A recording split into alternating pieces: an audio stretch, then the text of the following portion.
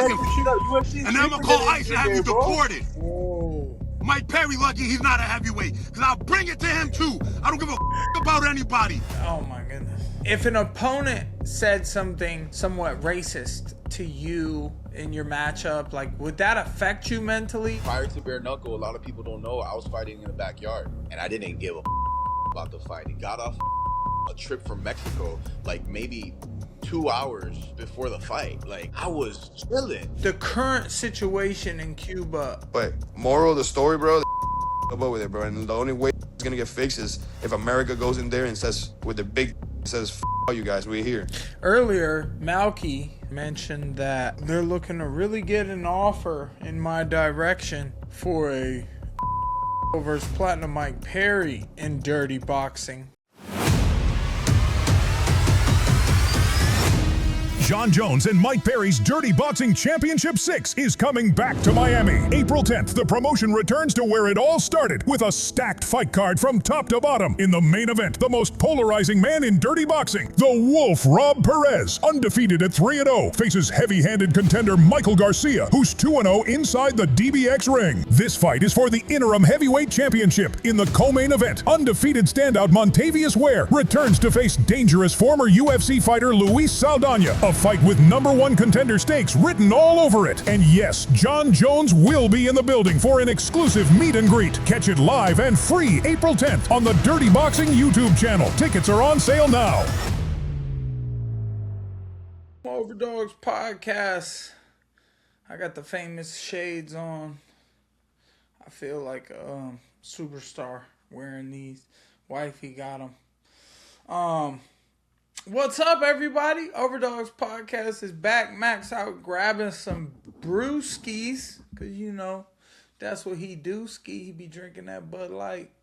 I don't blame him for it either, man. I've been doing so good, training so much, and watching, you know, what I eat, my intake, and, you know, I'm not drinking. So... shout out to Mac and his brewskis. Here we are, baby. Overdog Podcast. Thanks to everybody, all the fans, man, who like and subscribe, who leave us comments. We appreciate you guys. We're just trying to make a revolution. Saw Nate Diaz on Theo Vaughn today. Name drops, shout outs. And, you know, because they showed mad respect to your boy on our upcoming event, so that was cool to hear from Mr. Nate Diaz. I'm getting that legendary status just for having the fight against him, and then I'm gonna go out there and perform with the most eyes possible and make sure they all hear about Dirty Boxing Championships and Platinum Tequila, because I'll be drinking after the fight, and that's what I want to be drinking. And then, you know, a little warm-up before May 16th is Dirty Boxing Championships, and that's what we're here for today. We got a bunch of the fighters on cue today to talk to us about their upcoming matchups, and a lot of people are excited to see the Wolf back. I know I am, but I like his opponent too, Michael Garcia. Both brutal guys, very tough heavyweights. Strong chins, taking some shots, undefeated in dirty boxing. Both looking healthy and strong and ready to chew each other's faces off. So what's up, Mac? UFC card over the weekend was fire. I mean, the highlight had to be our bet against, you know, Alexa Grasso and Macy Barber. I believe I owe you $50. Yeah. That's okay. You were just rooting for your, you know, you were being a fan. No, dude, I'm at my word. It happens. I'll send me your fucking Venmo or whatever after this. I'll fucking cash app you whatever. It needs to be $50. I'm a man of my word. I gotta get a new phone number just so I can get a Venmo. I've never been able to unlock my Venmo because of my phone number for some reason. Oh, that's Anybody weird. else have that problem? Let us know in the comments. No. What else, man? I mean, Izzy, he came out, he looked good in the first, and then Joe Pyfer just made the adjustments and just beat him up. Just took it there. Yeah, that was a scrap for as long as it lasted, and you know, I think Izzy looked good, man. You know, he wasn't I don't know. I hope he's not done, to be honest. He says he's not, but I don't know where you go from here. Like legacy fights? I saw someone say something about the anger. And he didn't touch gloves at first. And then, you know, he came out and he was speedy and he was vicious. And then there was a glove touch or a collaboration somewhere involved. And Izzy kind of took a breath. And he didn't stay in that mode, that vicious kill mode that you have to be in. And they talked about him having money and not needing to do this.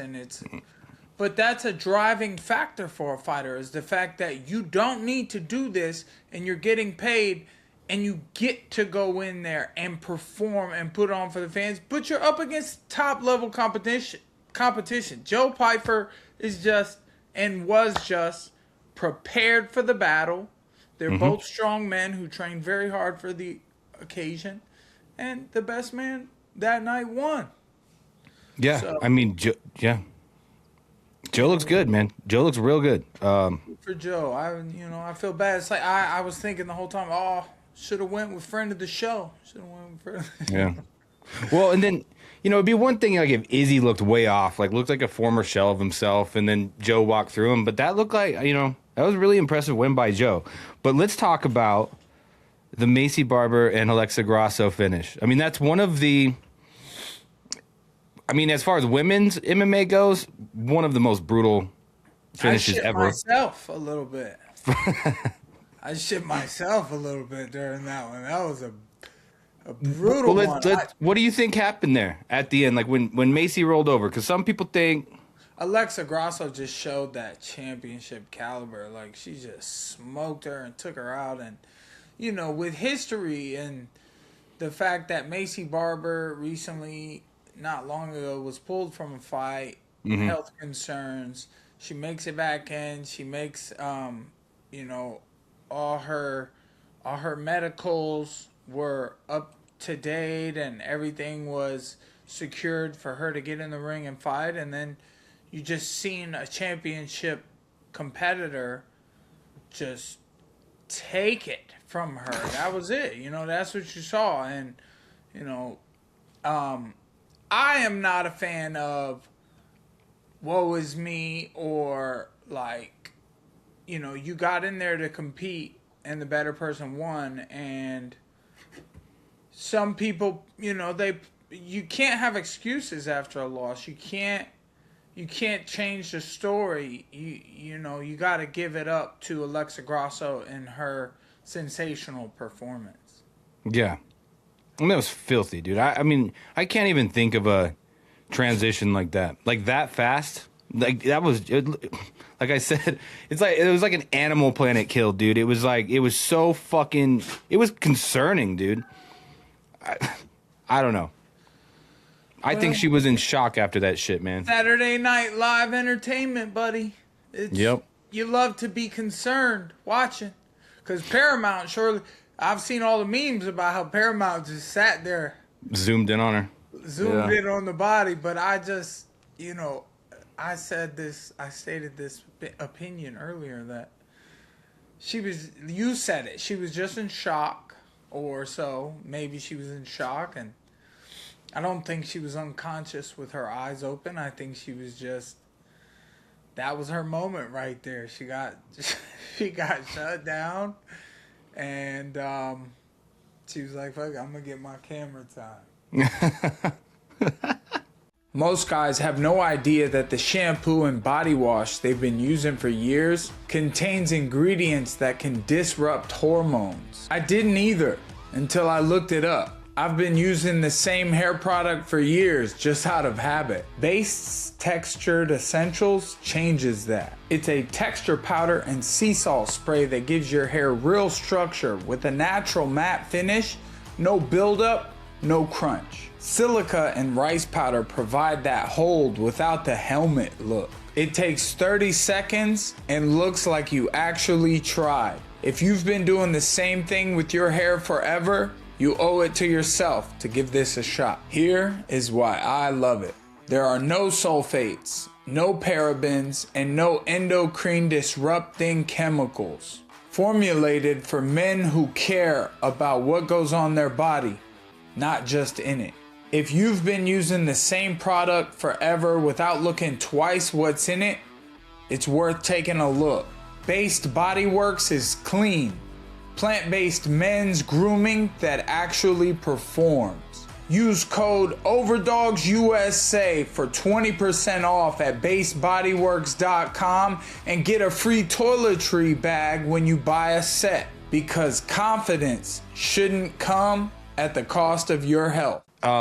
Casey O'Neal's walk-off KO earlier in the card has completely been memory hold. And I'm not comparing the two. I'm not saying, like, obviously, Alexa Grasso, that's a generational all-time finish. But, I mean, a women's walk-off KO is rare enough as it is, and that's been memory hold because that one was so crazy. That fight card was honestly lit as fuck, dude. And Macy was a power puncher, a power-punching female who had rocked some girls in some successful events that she's had. And for Alexa to just come out and showcase her own abilities like that was super cool, man. So. It's filthy. We also had Colby Covington beat Dillon Danis. So it wasn't as chaotic as I predicted, at least. I don't remember what you were, but yeah, they didn't get crazy like I thought they might. But props to Dillon. Oh, really? Props to Dillon. Yeah, I seen, Dillon had some moments where he posted about, where he had Colby's back for a second there. It's not jiu-jitsu. I don't know what he was thinking to go into a wrestling match. Colby seems to have his shit together in wrestling, for sure. And, him and Arman are talking about, shout out to Arman. Yeah. Arman just keeps competing. Got Giorgio to give him the 10 grand. Donated to charity. The 10 grand to a kid in his country. Arman's just, in my eyes, just doing everything right, and he's competing in a brutal fashion. Like, he made wrestling so exciting that night, and he keeps doing it back to back. He goes right back to training, eating caviar on the private jet. And then right back to competition. So that props were due. Didn't they announce a next match between? What did they announce with Dillon Danis? Isn't he doing something else? Am I tripping? Okay, but that would be in hype. Okay. To book grappling against Dillon and wrestling against Colby, and just so active, staying on it. He's like 100% completing all the side quests. Like, the only thing left is that title shot, dude. Like, what quest is left at this point? After Dillon. The main quest, yeah. I hope he gets it, man. He's worked really hard. And I got nothing but respect for him in that aspect. So, what else? What else we got? I don't know. You don't really like. There was some crazy March Madness shit this weekend. There's that, and then baseball. Yeah, I don't know, but UFC Seattle was the big one. Yeah, this weekend. Moicano is fighting this weekend versus. Yeah. Who's he? The fight card's honestly pretty weak. Let me pull it up. Yeah, we have Renato Moicano versus Chris Duncan, and then Jan Diroba versus Tabitha Ritchie in the co-main. Yeah, it's not a super packed card, but like those obviously sleeper cards sometimes. Sometimes cards, you get some good fights on there. Yeah, sometimes those pop off. Oh yeah, Yoel Romero and Bare Knuckle. Yeah, I think there were some moments in the fight. Shout out to Yoel. He goes over to Russia, facing a Russian. They put their promotion together. The decision is being looked at, but I only saw clips of the fight. I didn't know where we were watching this Russia matchup. Same. I didn't know where it was, so I've only saw clips. There was a short knockdown by Yoel, which Vagabov. Yeah. Vagabov. He is a real warrior for sure, and him and Yoel had nothing but respect for each other. To see him give him a Snickers bar after the fight, that was pretty cool. I looked at that, and I think Yoel had a little more damage on his face, and it's a bare knuckle fight, but they fought clean. Yoel's a very smart fighter, technical, and at his age, man, just nothing but respect. Yeah. Dude was made in the fucking lab, dude, for sure. What do you think he does next? What's his next side quest? Yoel just, there's no stopping him. He's coming back to the States, and he's going to do another one. I think, Vagov called out John while they were out there. But John's got big business to do, that we want to see him fight in the UFC again. UFC's got to get him matched up. Oh, that reminds me. Okay, so today, Nate Diaz was on a podcast, and he was saying he was offered, like, the UFC was pushing hard for what would it be, the trilogy? How many times did they fucking fight? The fourth fight with Conor? Third. And he chose to pick you instead. You see that? Yeah. His points about that, I wasn't a big fan of that moment in the podcast. I was listening to the podcast and stoked to hear what he had to say, and I wasn't exactly stoked because they made it instantly sound like a decline, and he even like joked at it. He's like, I don't want to be the guy to finish that guy on his last leg, and I don't want to be the guy to get beat by that guy on his last leg because he's just training so much for me. I thought that was just, him kind of digging at the fact that he's not against it. I just don't think it's come together at the moment because he's not against it because that's a big payday and it's a big fight to have the trilogy and finish it off. And, when you're fighting somebody, who doesn't want to finish that guy off? Like, I want to finish my opponent off and pause, I guess. And so, just it's weird how those things mix up with the fans, the media, and then the reality of what it is.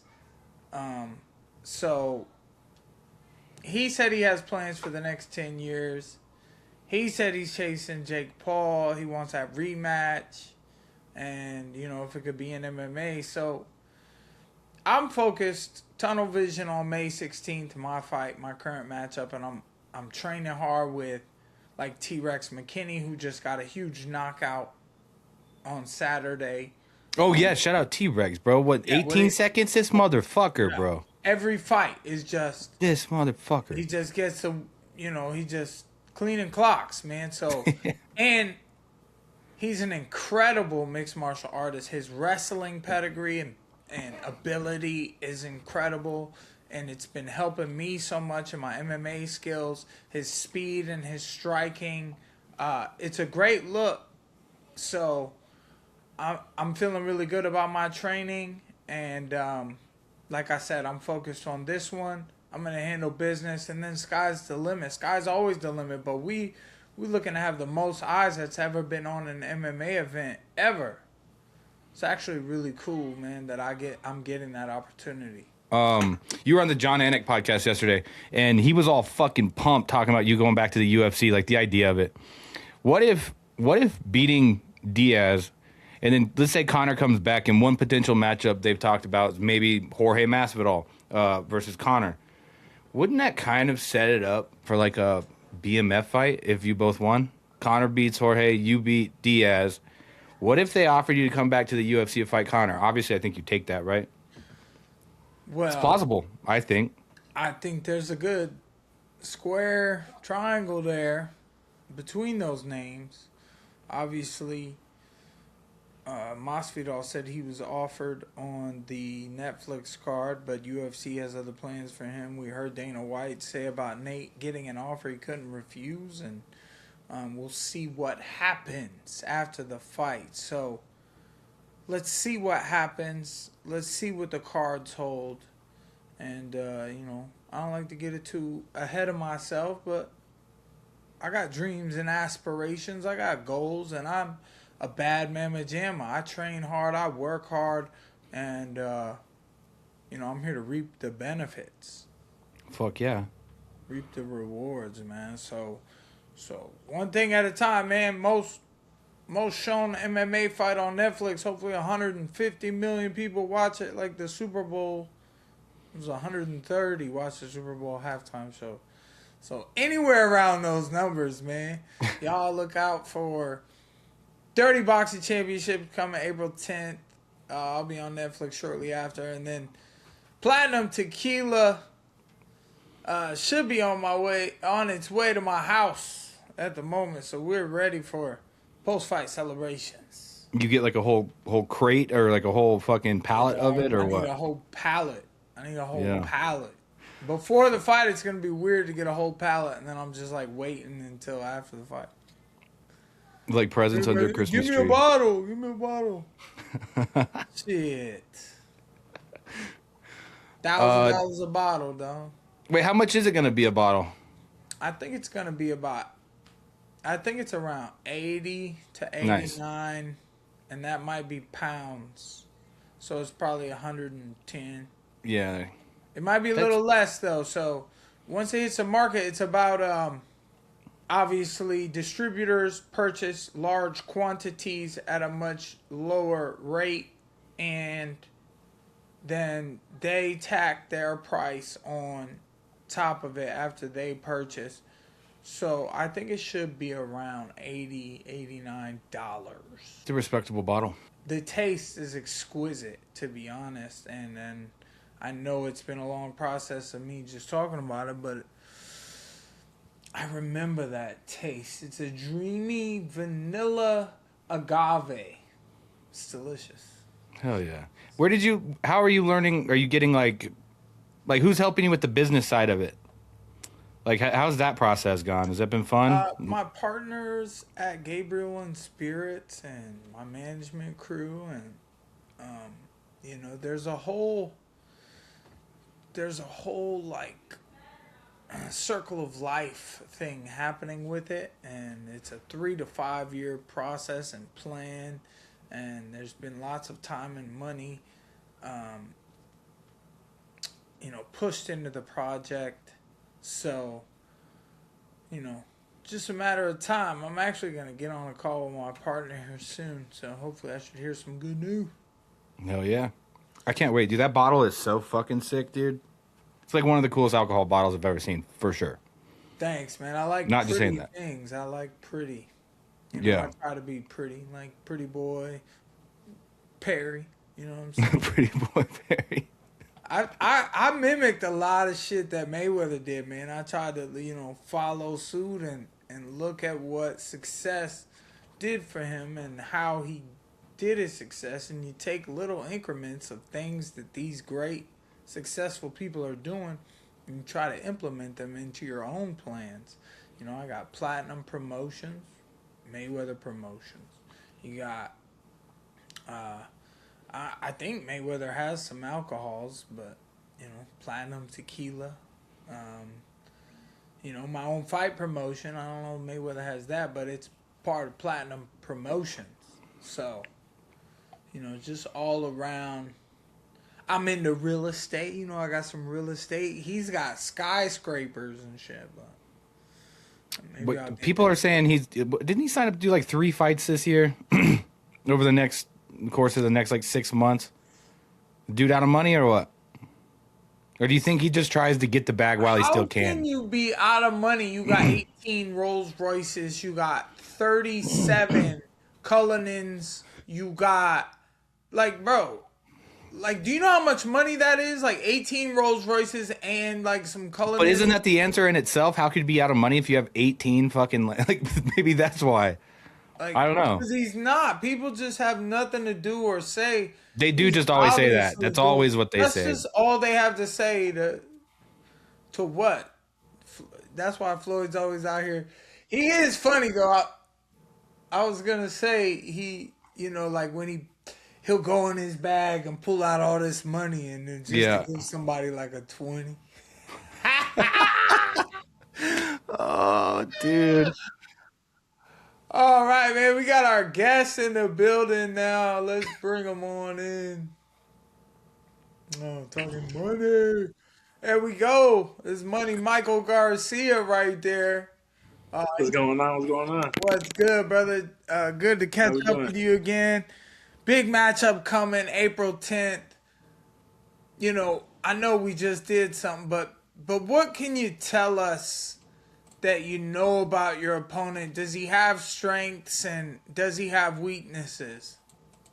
He has a chin for sure. I mean, it's like I said, every heavyweight is gonna have a chin, is gonna have some power behind it. So like he says, I underestimate him. That's not true at all. I just don't respect him. There's a big difference. Doesn't mean I underestimate him. Anything could happen in a fight. You know what I mean? But at the end of the day, I don't think he has that he could keep my pace. Yeah, he's fought all these people, but they're too slow. They let him breathe. They give him that breathing time enough for him to even fucking dance in the ring. You know what I mean? That's not gonna be me. No doubt. I mean, how just constant pace. How are you gonna put the pressure on him with someone who, you know, I don't think Wolf's gonna back up. No, I don't see that happening either. Like I said, it's a different kind of pressure. It's something consistently stepping forward. It doesn't mean I have to be all over him. Like, I'm pretty sure he's gonna go balls out at the beginning or maybe the whole time. But can he keep that shit? You know what I mean? Is about fighting off your back foot. Like that's my plan on him. He's gonna be fighting off his back foot. You're gonna see that. You know, I told our fans earlier that I found out about you and your skills in dirty boxing, watching you in dirty boxing, and I didn't know, and I took pics off first looks. You look like a nice guy, you know what I mean? Suit and tie, button up, you got your glasses on. Clark Kent wore glasses too, and he's Superman. So, you know, you use your range good, you got great boxing, but then I found out today that you're a Muay Thai background, so you have skills with setting up your elbows and you can't use those kicks anymore. You don't have a boxing background? Do you have any former boxing fights? No, none at all. I have two other pro Muay Thai fights. I don't know why I don't show up on my record, but no boxing at all. That's what I've been focusing on this camp. The actually boxing. So I have no formal boxing training, none of that. Well, I didn't know that because you keep a pretty tight guard and you got a good jab on you. You use your range well. It's a small ring in there, which means close quarters fighting. You know, and knowing that your opponent is just coming forward at you, you know, are you looking at a movement type of fight? You're just gonna jab and stay on pace, or are you gonna meet him in the middle? No, you gotta. That's where the elbows come in. That's what I try to tell him, but it's just he's too fucking thick-headed to understand. Like it's get like the elbows is there. It's gonna happen if he's gonna run into that shit. You know what I mean? That's what it's for. It's a close range weapon. He's gonna run into him, and then after that, I'm gonna keep him where I want him on the outside. So I could box him on the outside, and if he comes in the middle, I'm not gonna fucking try to box him. He's a shorter man. He got stubby arms and shit. So I'm gonna feed him the elbows. Don't matter if he wants to take 13, like he said, 14. Hey, be my guest. If you win and this interim title, you know, where do you want to go from here? Who are you looking at next? And you know, what do you want the fans to know about you who are looking forward to watching you fight April 10th? Whoever they put in front of me, honestly, I've never really like wanted to, besides me not really like I'm in the sport, but I don't really follow it as much. Like I don't follow like that many fighters and all that shit. I've always liked to just do whatever sport I'm doing and just focus all my attention on that. Me actually doing that. So whoever's next, I don't really know. At the end of the day, it's whoever you guys want to put in front of me. But yeah, I just want people to know. That's why the only reason why I fight is for my little brother. Like I continue like people so that people could know who he was. The people that didn't get to see who he was at least know, like, hear his name. That's the reason why I like to do it. That's why I want to fight. So whenever I don't feel that no more, like like it's not for him, then I'm really done with fighting. Oh gosh, is your brother with us or So my little brother, that's who I wear around my neck. is that what He that passed is? away. Yeah, so he passed away Oh, on I'm sorry, New Year's brother. Day of last year. Oh my gosh. Sorry to hear I'm that, so dude. sorry, man. And yeah, it was a big emotions all last year. You know what I'm saying? Like my little brother passed away, and then I had a fight right before I got the DBX. I got signed to DBX. It's like shit that you want to be happy about, you know. But in the back of your head, it's like fuck. Like what really matters in life is your family. So this dude can say I'm a family man, or I'm a 9 to 5 or whatever. I don't think that's something to be ashamed about whatsoever. You know that's what gives me the strength. Like ain't nobody could break. Like what the fuck is gonna break me? Life already hit me with bare knuckles. You know what I'm saying? With no gloves. But like it just keeps me going. That's my main push. That's why I also have my other little brother in my corner. And it's like I do it for him. Like I want to put on the show for Wow. him. Yeah, the fans, I love that shit. Like the fans is the shit. But at the end of the day, that's who I'm doing it for. That's actually beautiful, man. Yeah, props. Mad respect. Look, it looks like we have your opponent in the room here with us. I know you guys did a little bit of this earlier, chopping it up on here. Yeah, we did. And we know you're excited to go chop each other up on April 10th. Excuse my use of words there, but these are two violent heavyweight men who are going to box with small gloves and elbow at each other. This is the main event for April 10th in Miami. Huge weekend coming up, and Rob is here now with Michael Garcia. These guys were absolutely chomping at each other's bits earlier. Rob has a lot to say about his opponent, and Garcia seems structured in the way that he is looking to counter on Rob. Rob's coming in. I was talking to Michael Garcia, Rob, and I said, no, Rob, don't hide it. The Wolf Perez is coming forward. He's not going to take a back step, and with your opponent knowing that, how do you anticipate taking over the fight if he knows exactly what you're going to do? I don't give a fuck. I post my shit on social media because I don't give a fuck. I'm giving him a fucking guidebook on exactly what I do, everything I do, and the only thing he keeps talking about is his bitch ass elbows. I don't give a fuck. I'm gonna eat his elbows just like how I ate everybody else's elbows, just how I ate everyone else's punches. It shit don't mean nothing to me. I've been through so much more, been hit with so much harder that I don't fucking care. It don't bother me not one fucking bit. Like whatever his little game plan is, it's gonna go right out the fucking window once I punch him in his mouth. It really is. He can sit there and come up with a game plan, but you know what game plan you're gonna do when I bring that pressure? You know, earlier he's talking about, I've been doing mad rounds boxing. You ain't fucking boxing somebody like me. You're sparring bitch ass motherfuckers that are in there, some yes men. They ain't gonna hurt you the way I hurt you. When I spar, I don't spar people You from want to like talk them. about yes man with your dumb ass fool? Everybody around you's a fucking yes man. Fool. Who? What the I don't fuck even you have talking people about? around me. You sound dumb as fuck. Who do I have around me? Okay, Please, I'd love to know. You don't Do see you your guys fucking whole think- videos, you stupid motherfucker? You don't see So your how's whole that ass yes man? videos? What are you talking about? Do So how's you that yes guys man? think How is that yes man, you dumb fuck?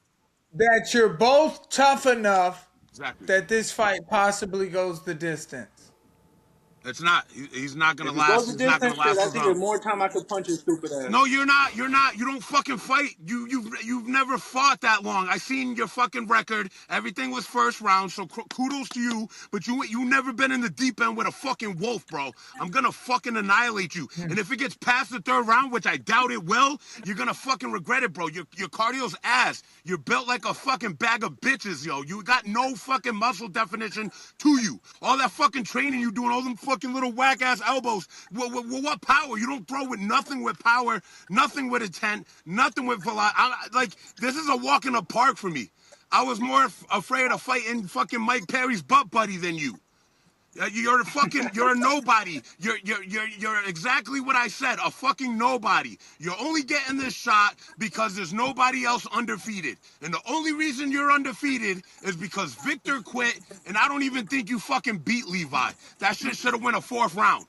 That three round fight, though, you on the fucking ropes, gas the fuck out.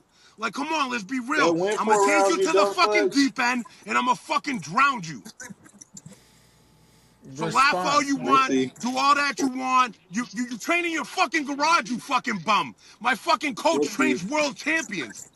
Like, there's levels to this shit, and we're not on the same fucking level. They have no one else to give me. They're not. DPX is not gonna go outside and bring a nobody, and it doesn't make sense. My butt buddy did land the best shot I've seen. Yeah, he did. Hit on Rob, he did and fucking Rob did. What did I do? That weird ass elbow, and Rob ate that motherfucker. And what do people talk about? His fucking knee blew out. First of all, not my fault fucking old man got bad knees. He shouldn't have jumped off the stage during weigh-ins. Second of all, it wouldn't even matter if his knee blew out because I was touching him up the whole time. So yeah, his knee saved him from getting an ass None of them are me, bro. Bro, none I of fight them are me. niggas You're bigger than you. You're comparing the other people to me. You're fucking a joke. Your couple months of fucking boxing and learning boxing does not compare to my coach and my training. We do not train the same. I train to kill, motherfucker. Exactly. We do not train the same. This is not boxing. boxing. You train in your fucking garage. Like a bum ass.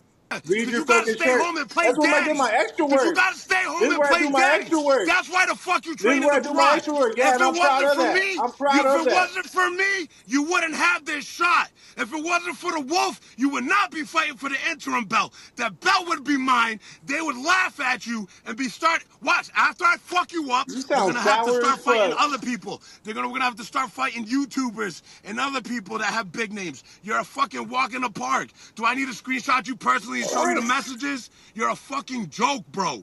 In your fucking delusional mind, yeah. Do this for a living. I beat motherfuckers up for a living. I've done my whole fucking life. Now I get paid for it and not get arrested. You're a fucking joke. Your training's a joke. Your fucking demeanor's a joke. Your character's a joke. And I'm gonna fucking annihilate you in the ring. And you're gonna see it. You really are. Clown, fool. All you do is be a fucking joke for everybody. What the fuck are you talking about? You talking about being entertaining? All you are is a fucking joke. You don't even sell your own fights. All you put like maybe 2 fights about the fight. Why? Because you're a fucking nobody. That's why nobody follows you, because you're a fucking nobody. You got no skill, no talent, and you're a fucking joke. You got no power. Definitely no power. I could say that with my fucking head held high.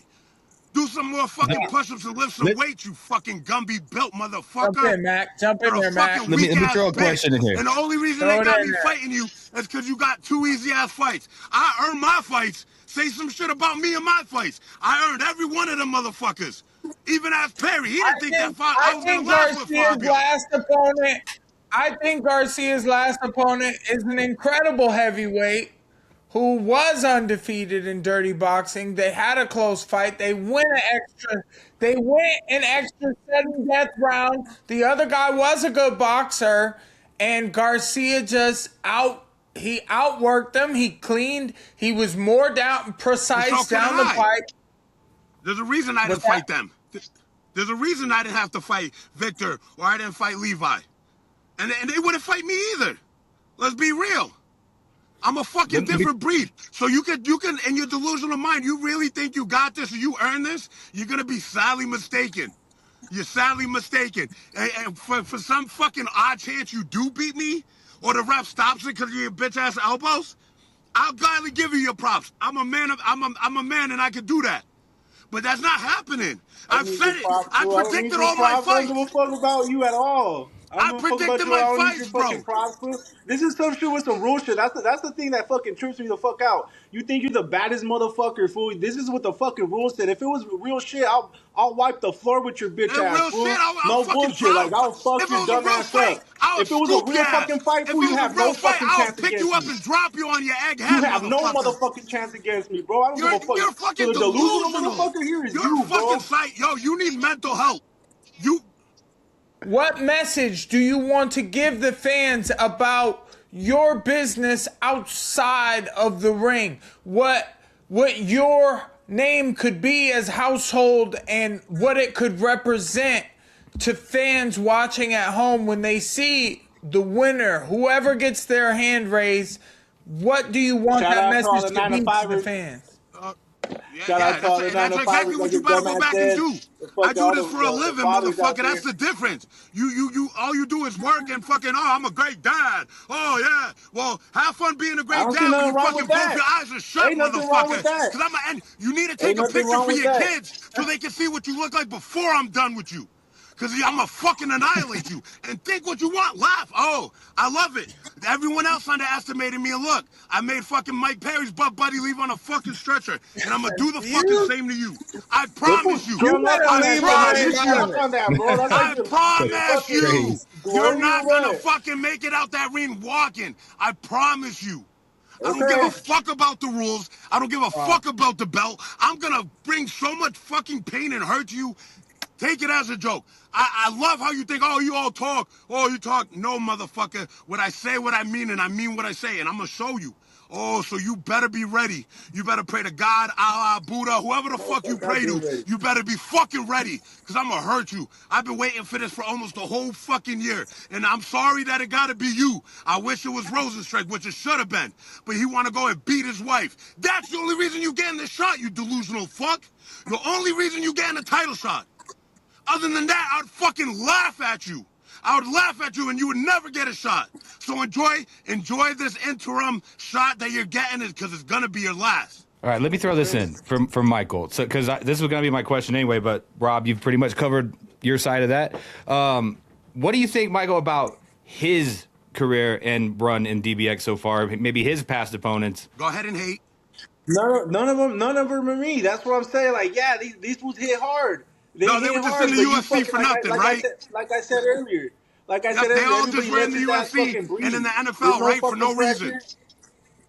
Fuck off, that's bro. Different. That's what the fuck I'm saying, bro. I'm gonna fucking fuck you up, and then I'm gonna call ICE and have you deported. Whoa. What the fuck is that? Yeah, say something, you fucking... Oh, wait, you I can't. don't know what the You fuck got you no said, fucking man. Fuck you, personality. bitch-ass fucking I'm selling this fucking piece of fight shit. on my Fuck you, fucking homie. own. What are you doing? Fuck Nothing. you, bitch. You stay at home, Man, fucking fuck you and bum-ass everything you dad. fucking stand for, Those homie. kids ain't even yours. Okay, all right. Yeah, I'll take it there, motherfucker. Real shell shocked here. Oh my God. Michael, do you think this is a fucking actor? You think he means exactly what he says? You think he's selling the fight? You think he fucking feels exactly what he's saying right now? I think he has some fucking anger problems. I think something's wrong with this fucking dumbass son. Somebody you gotta be one sick motherfucker to be the wolf.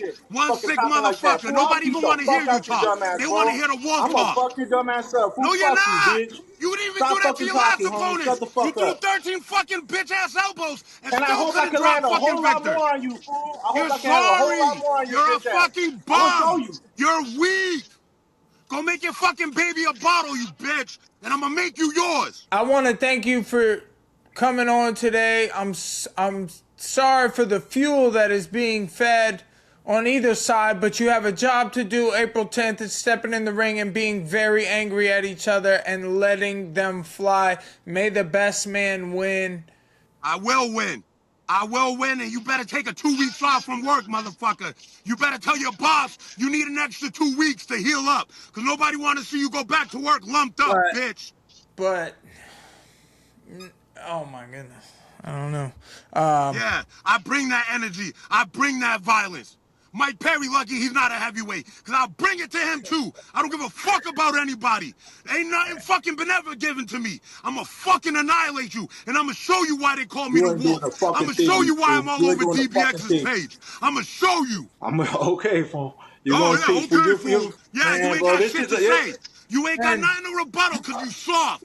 You fucking no charisma. Fuck. Go train hard. Prepare to put on the best show of your lives April 10th. Anybody who watched that knows what's coming. These guys are going to fight for their lives inside the Dirty Boxing Ring. I want to thank you guys for your time today. Please train hard and he need you. Get to it, man. We appreciate you guys stopping in today. I think that's going to give the public a lot of ideas on this fight and these guys are fighting to change their lives, man. You got to respect that at the end of the day. And whether they have to respect anybody else's opinions, they have a job to do, is be main event and fight each other April 10th in Miami. That's going to be an insane show. So stay tuned. Stay tuned. We got more DBX fighters coming on. Rob and Michael, I want to thank you guys for coming on, man. Please go train hard and have a great day. Yes, sir. Thank you. Thanks for your times, dudes. Michael, Can't wait you for a this fight. bitch too, by the way, you fucking faggot. Fuck you, fucking Yeah, bitch your ass mama, motherfucker. I fucking annihilate your Man, whole fuck bloodline, you, dude. bitch. You ain't nothing. You ain't doing Get taken motherfucking out thing, from a homie. man that ain't got shit. Go home and go kiss your kids, bitch. Man, this motherfucker don't even know that for shit. Well, you look, this is some rule set shit. All right, guys. You know, I can't apologize for what I never had the anticipation to say. What someone else says, you know, hey, use that as fuel, man, and train how you must. You know the type of fight you're in for, and with the Wolf, and That shit, like I said, that shit don't bug me. He can say whatever he wants. The only thing that frustrates me is that like he doesn't know I'm a complete fucking fighter. You know the difference. I'm a complete fighter. He must not fucking know. prove it. Boxing and Prove all it that shit's April just new to me. 10th. It's new to me. I'm gonna show him what the fuck is up. Thank you guys. I appreciate Yes, your sir, time. man. Thanks for coming on, Michael. I look forward to seeing you soon, God and bless you guys. have a great performance. Thank you. Woo! Shout out to those guys. I don't know. I couldn't deal with I don't even know what to say. Yeah. too much more of that. I had, you know. Do you think? So I Do you think think I had to how much end them like? a little early? I mean, as much like I don't want to see anyone get. I don't Like you fuck. guys at home seeing that, watching that, and like obviously the big one was Wolf bringing kind of race into it, Yeah. and that kind of pissed Michael off. Oh yeah, you could see it right there And- immediately. These guys are gonna fight each other. I mean, I don't. I'm not saying that that's the best way to. I mean, it certainly makes me. I'm not saying people should be racist, you know, in their lead up to a fight. But goddamn, bro, I'm pretty pumped for this fight now. The Wolf really does. He got. I don't know, man. Yikes. What do you think? There's any possibility whatsoever there's a handshake after that fight now? I mean, because right before that, dude, you know, Michael's telling us about losing his brother, fighting for his brother, you know, family and all this. And then Right. dude comes in, bloodline, I'm take your bloodline out, deport you. Woo! How much of that do you think is a Wolf, like, oh man, dude, that was intense. We got another pristine Carrying on. guest in line for you, and he's here. Let's bring in our next guest, Montavious Ware, one of the most exciting prospects in the dirty boxing. Everyone's excited to see you back April 10th in Miami. How you feeling? How's training? And what are you looking forward to most? I'm feeling good. I'm just looking for an exciting fight to give the fans a good fight. Yeah, well, I mean, you got a good opponent. It usually helps. Yeah. Takes two to tango. And Saldaña Right. has an extensive MMA background. Do you think, with obviously you have the boxing skills that we all have seen and grown to love. Do you think Saldaña presents things that you're not necessarily ready for with his mixed martial arts background, with his ability to elbow and ground and pound in this fight? I feel like he don't bring no real danger. I just got to watch out for the spinning because he like to do a lot of spinning backhands, and he like to feint a lot, like feint kicks. But you can't throw any kicks in dirty boxing, so I'm not really worried about the feints of the kicks. Okay. So Yeah, that makes sense. I mean, we saw Anderson Silva kind of fake a knee on Tyron Woodley, and it kind of worked out for him in their boxing match. That kind of makes sense. Oh, I forgot about Right. that. Yeah. yeah, but I've been doing like I've done a little MMA. Okay. So like I'm used to everything he's bringing. So I'm gonna be ready for wherever he come with. Okay, I didn't know that. You like fighting in the clinch a little bit? Yeah. I've been I've been your gym too. Oh, okay, up here in Yeah, with Central Coach. Florida. Yeah. Okay, my dog. Dang, I hope to catch Yeah. you next time. You kind of have created your own moves in dirty boxing. Some of your videos of you hitting pads or hitting the bag, Mhm. you come up with these incredible combinations to mix in punches with elbows and maybe even some ground and pound. Where do those ideas come from? And do you watch anybody else's videos to help you come up with those new moves? Really, I just flow and like I'm very creative, so I like creating combinations. And with my friend Avery Covington, like he worked with me and we create our own combinations, and then we just work it. And then I say we should try this, and then we just do it, and it always be beautiful. Okay, yeah, I mean they are. They're very smooth and sharp.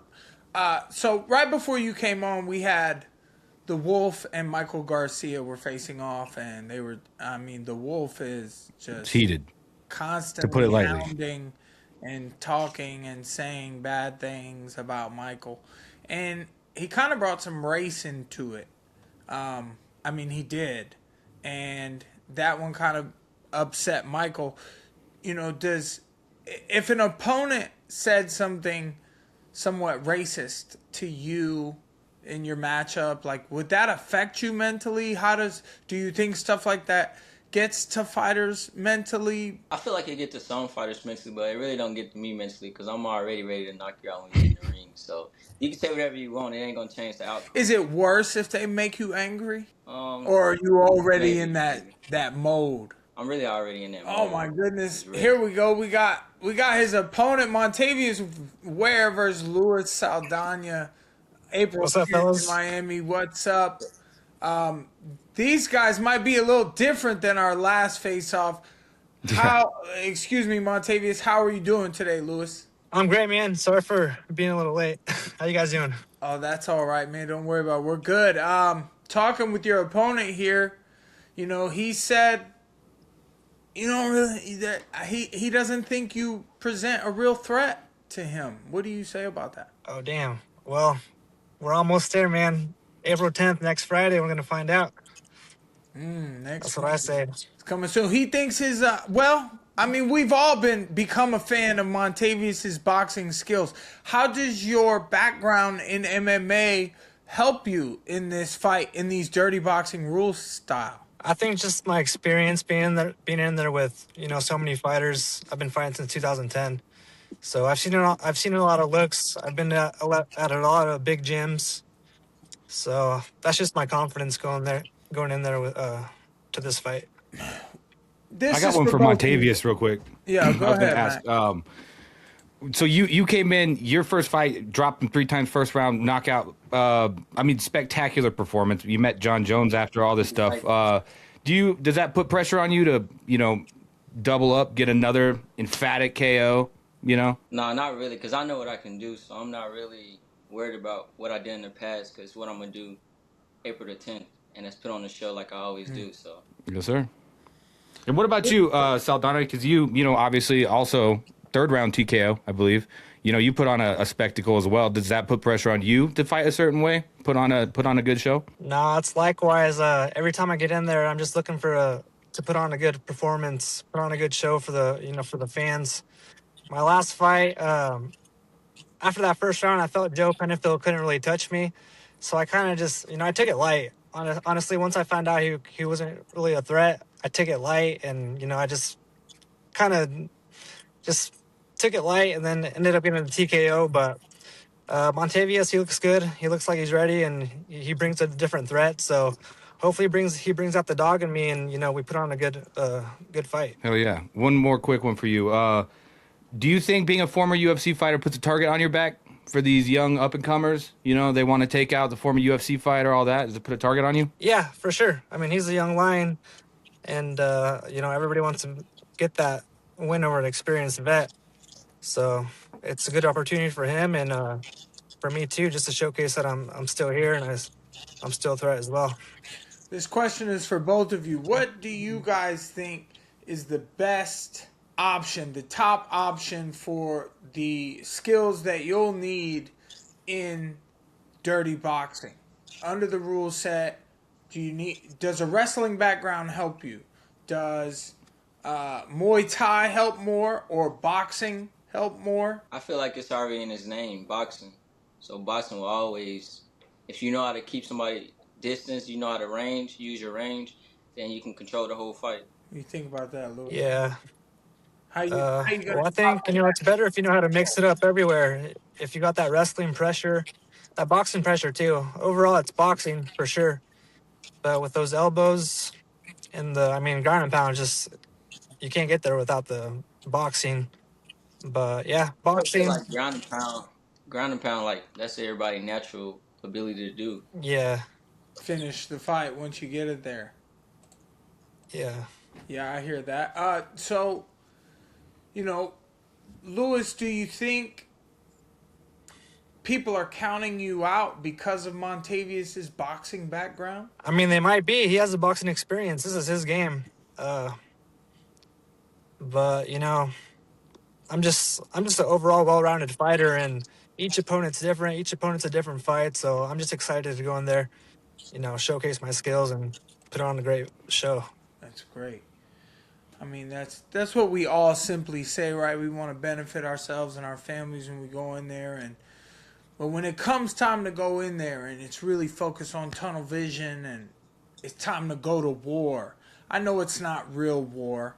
I know it's not M16s and clips and loading the rifles and we're shooting at each other, getting shot at, but it's a saying that fighters have come up with because we put so much into it. The weight cut, the diet, you're skipping dessert.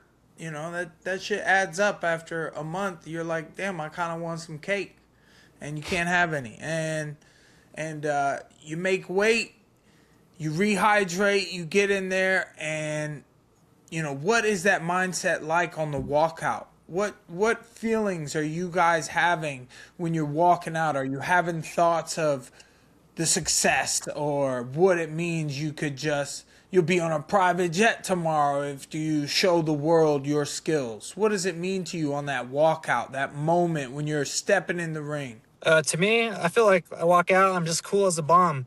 I know what I bring. I know I've done the work. And, all that comes afterwards. When I'm walking out, it's like I'm just getting ready for the fun part. Getting ready to prove myself, prove to everyone else. So all that celebration, all that, comes with the hard work that you put into the preparation. The fun part, I like that. Montavious, what do you say about that? Shoot, when I'm walking out, I just feel like it's time. It's time to show the world who I am. It's time to put my skills on display and get the knockout. What would it mean to you? Kind of going back to what I asked, about if he feels like he has a target on his back, being a former UFC fighter and all this, and having so much experience. What does it mean to you, especially with co-main event? Like, what does it mean to you to, get this win? It mean a lot. I want everybody in the division because I want the belt. So, like, he's just the first one. Yes, sir. Okay, so then for both of you, what's next after this with a win? Shoot, fight again the next one. Any names? Shoot, anybody. Anybody can get it. Yes, sir. What about you? Same. I'm just looking to stay active, looking to keep improving my skills at every fight. So, just ready. Hell yeah. What weight class is this fight at? 155? 45. 145. Yep. I'm sorry, I thought 55 because Montavious is so damn buff over there. I forgot that he was a 45er. Does Lewis's height, give you any challenges? I think Lewis has more height and reach on you. What does that mean for your style facing off against him?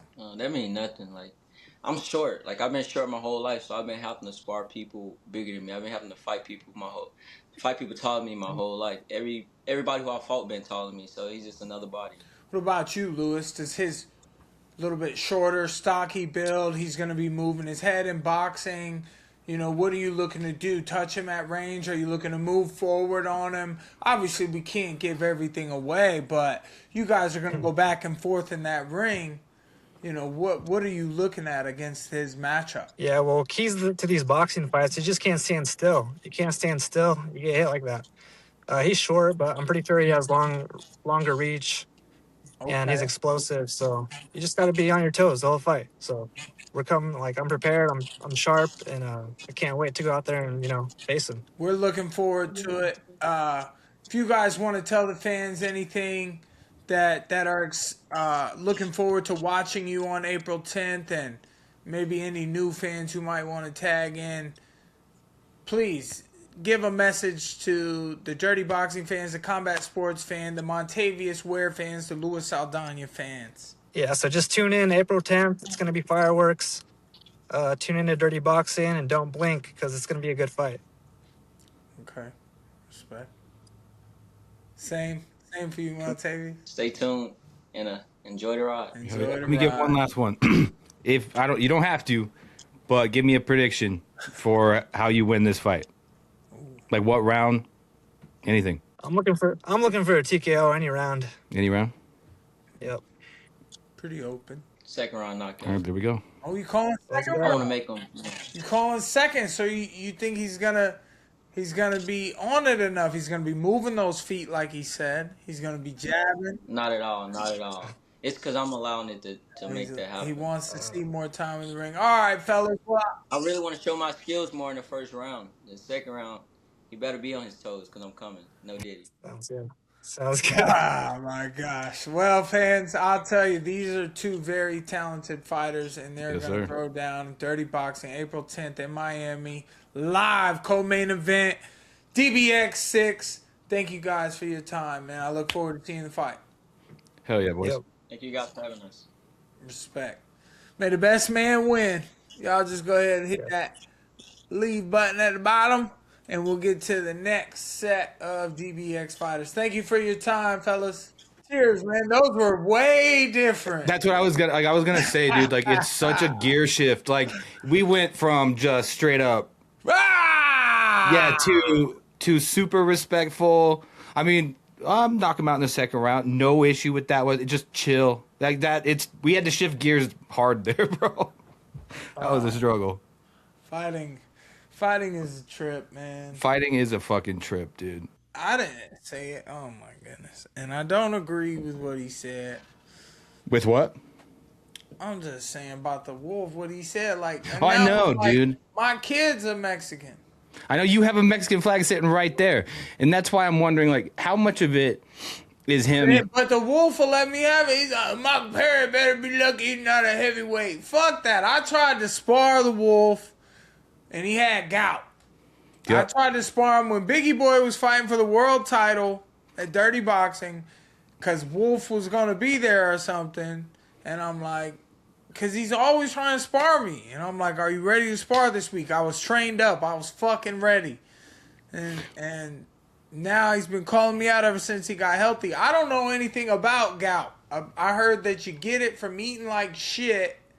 It's like some type of crystal that builds up in the bottom of your feet. It fucking hurts. Huh?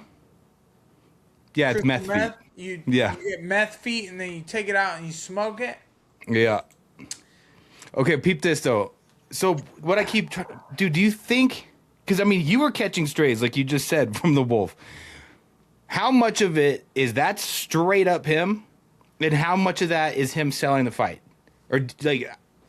Honestly, bro, he's one of those guys. I've been around him in real life. I've talked to him outside of the event in person. He is like that. Chill. He's like that, but he's super chill and down to earth. Oh yeah, he was super cool to me. Yeah, as well. Like some of it is to get your fucking attention. Yeah, you guys aren't going to pay attention unless he says something controversial that upsets people. Like a dad who has Mexican children. And Michael Garcia, who is Mexican, and gosh, I hope he is. I think he is. He's Garcia. And yeah, fucking we're Hispanic at least. We were just talking about him being a good dad and being there for his kids, and he's worked a 9 to 5 and he's getting an opportunity here. The working man's, the man. That's what the working men do. And then obviously the wolf plays his part, talks that shit. And, you know, we heard a touching story from Michael Garcia, and then Wolf comes in, and it's like, it's just God's kind of way of showing you there's challenges in life that, you know, and I always think about how he won't put a challenge in front of you that's too big for you. You can fucking win it if you know, recently my coach was suffocating me. I'm doing jiu-jitsu with him. 5-minute round, grappling. He's covering my mouth and my nose. He's doing this. You know, I can't get up. I'm fucking grappling. I'm trying to breathe. He's covering my face with his shoulders and with his arms and his hands. And I'm trying to breathe and I can't fucking get out. And he's like, and I keep finding a little space.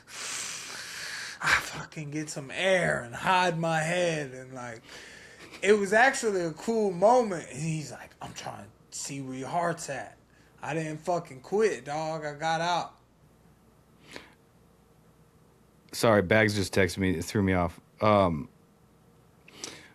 What was I gonna say? Not the Bags. I told him get his ass on here today. I know, dude. I want him to make another cameo, bro. He's funny as fuck on here. He said somebody saw him the other day talking about, oh man, you on Overdogs Podcast, man. I love that show, man. You Ice Bags, man. He famous and shit now. Let's go, Ice Bags. Bro, I shit you not. I was gonna tell you this the other day. I was playing this. Fans are wanting you back. I was playing this video game, dude, online, and this dude hit me up. He's like, "Wait, are you the one? Do you actually like Mac?" And I was like, "Yeah." And this has happened before, but like, I was like, "Yeah." And he's all, "Yeah, I'm from the Overdogs. Do you do the podcast with Mike Perry, right?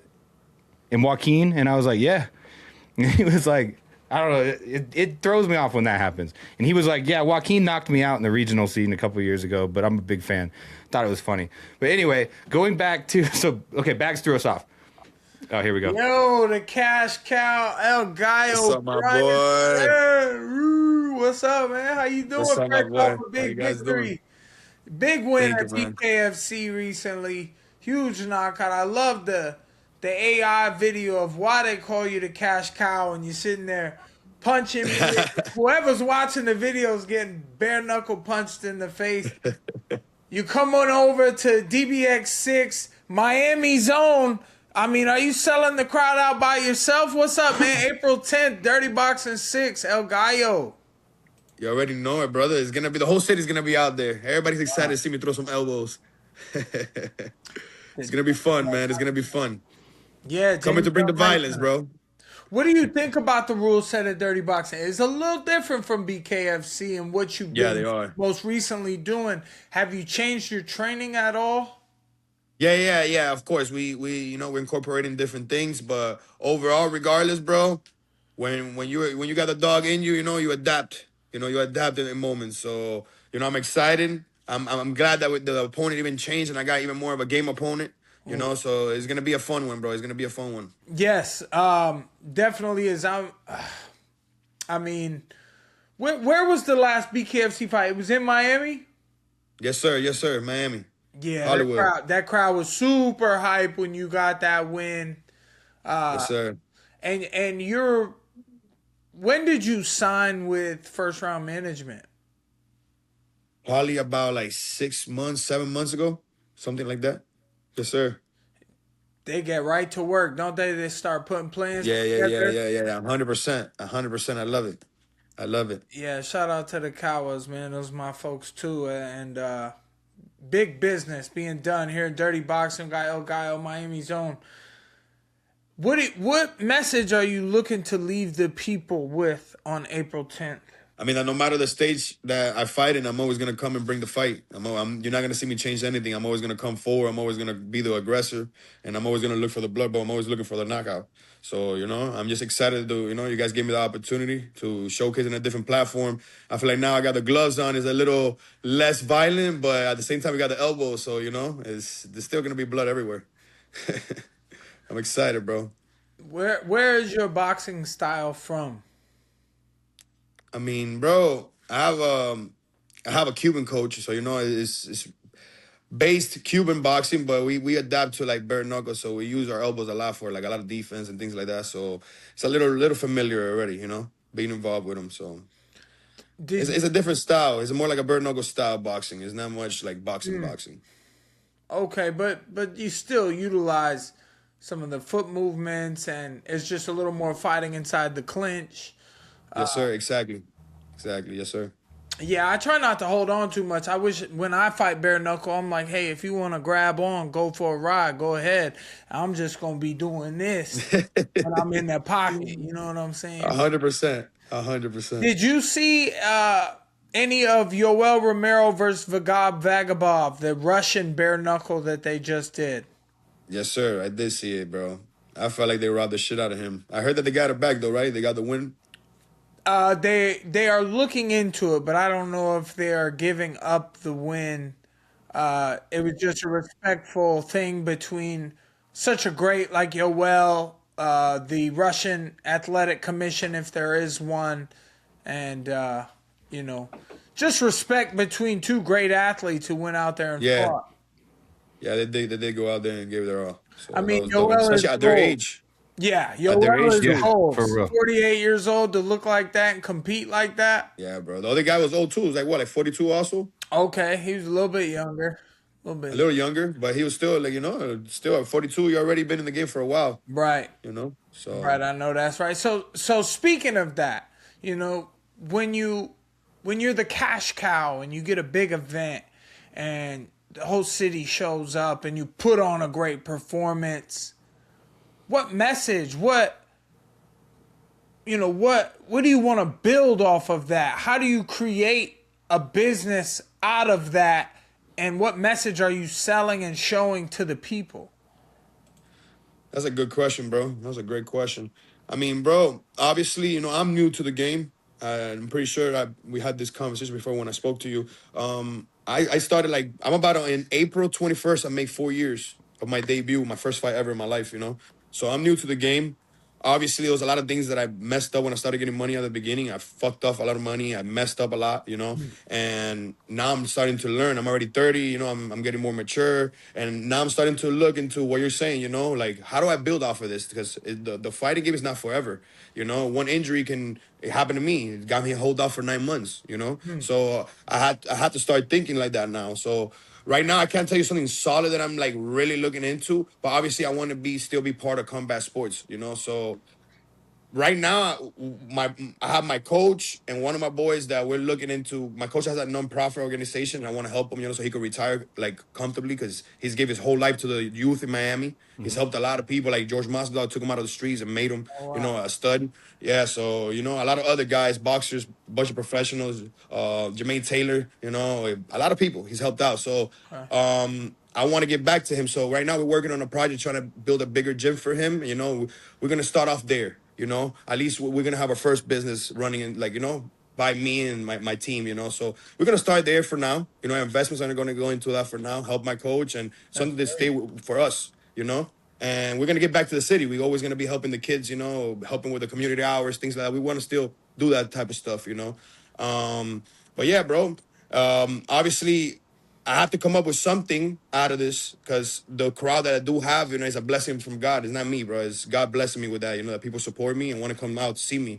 Either they want to see me get knocked out, they want to see me win, but they're coming out, So I have to capitalize that. And I'm pretty sure in a year or two, I'll figure something out. I can't have a solid answer right now, but we were definitely working on it, though. Definitely.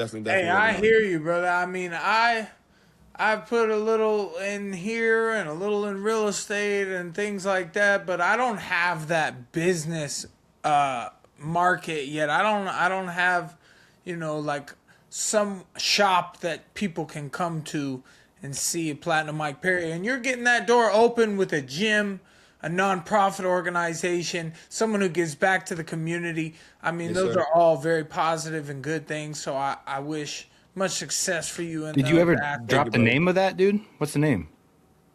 What, dude? Of the organization. The name of the organization. Young Tigers Foundation. Okay, cool. Yeah. It's been on for 25 years. Oh, wow. And my coach has had it for years. Yeah, he's had it for years. So, we're going to push with that because it's already a project that's been on for a while. It has respect. It's done a lot for the community. So, yeah, bro, we want to just push off of that one, and help the kids. Still help. There's a lot of kids out here in Miami that need that, bro. The streets are lost now, bro. And you know what's up, bro. This sport can really change your life if you focus, man. And it could get you away from that life. You know what I'm saying? It's tough because it's hard on some. Yeah. Some people don't make it. Yes. 100%. We don't know what happens to them. They go off and live their quiet lives. That sounds nice too. Some people want to go out there and live a quiet life. You know, you gave it a shot and you tried and then it didn't work out. But then there's those dogs. Exactly. Those animals that don't quit. So. Yes, sir. You know, shout out. You're a perfect example of that, my brother. You're a perfect example of that. The grind never stops. Exactly, brother. You know, you were talking about how you got money back in the beginning and then you may have fucked some things up along the way. Those are the biggest learning lessons when we have those mistakes, when we get paid and then we fuck it up and then we learn from that mistake as to not do it again. Get the money to come back. And, you know, because I definitely made some mistakes as well. But, you know, they keep digging that hole. No matter how deep it gets. Fucking, hopefully it starts raining and I can swim out the top. I know what you mean, my brother. 100%. We there, bro. We're on the right path, bro. You've done a lot of great things in the last 2-3 years, brother. Thank you, sir. It's only going to go up from here, brother. I promise. Yeah, no doubt about that, man. And I'm very happy to see it. And now you got the cash cow in your company, dog, so I'm about to take this shit off, man. Come on. Yeah, we blowing up. Big time shit, man. Now, this is a stacked card. There are some hungry animals on this card.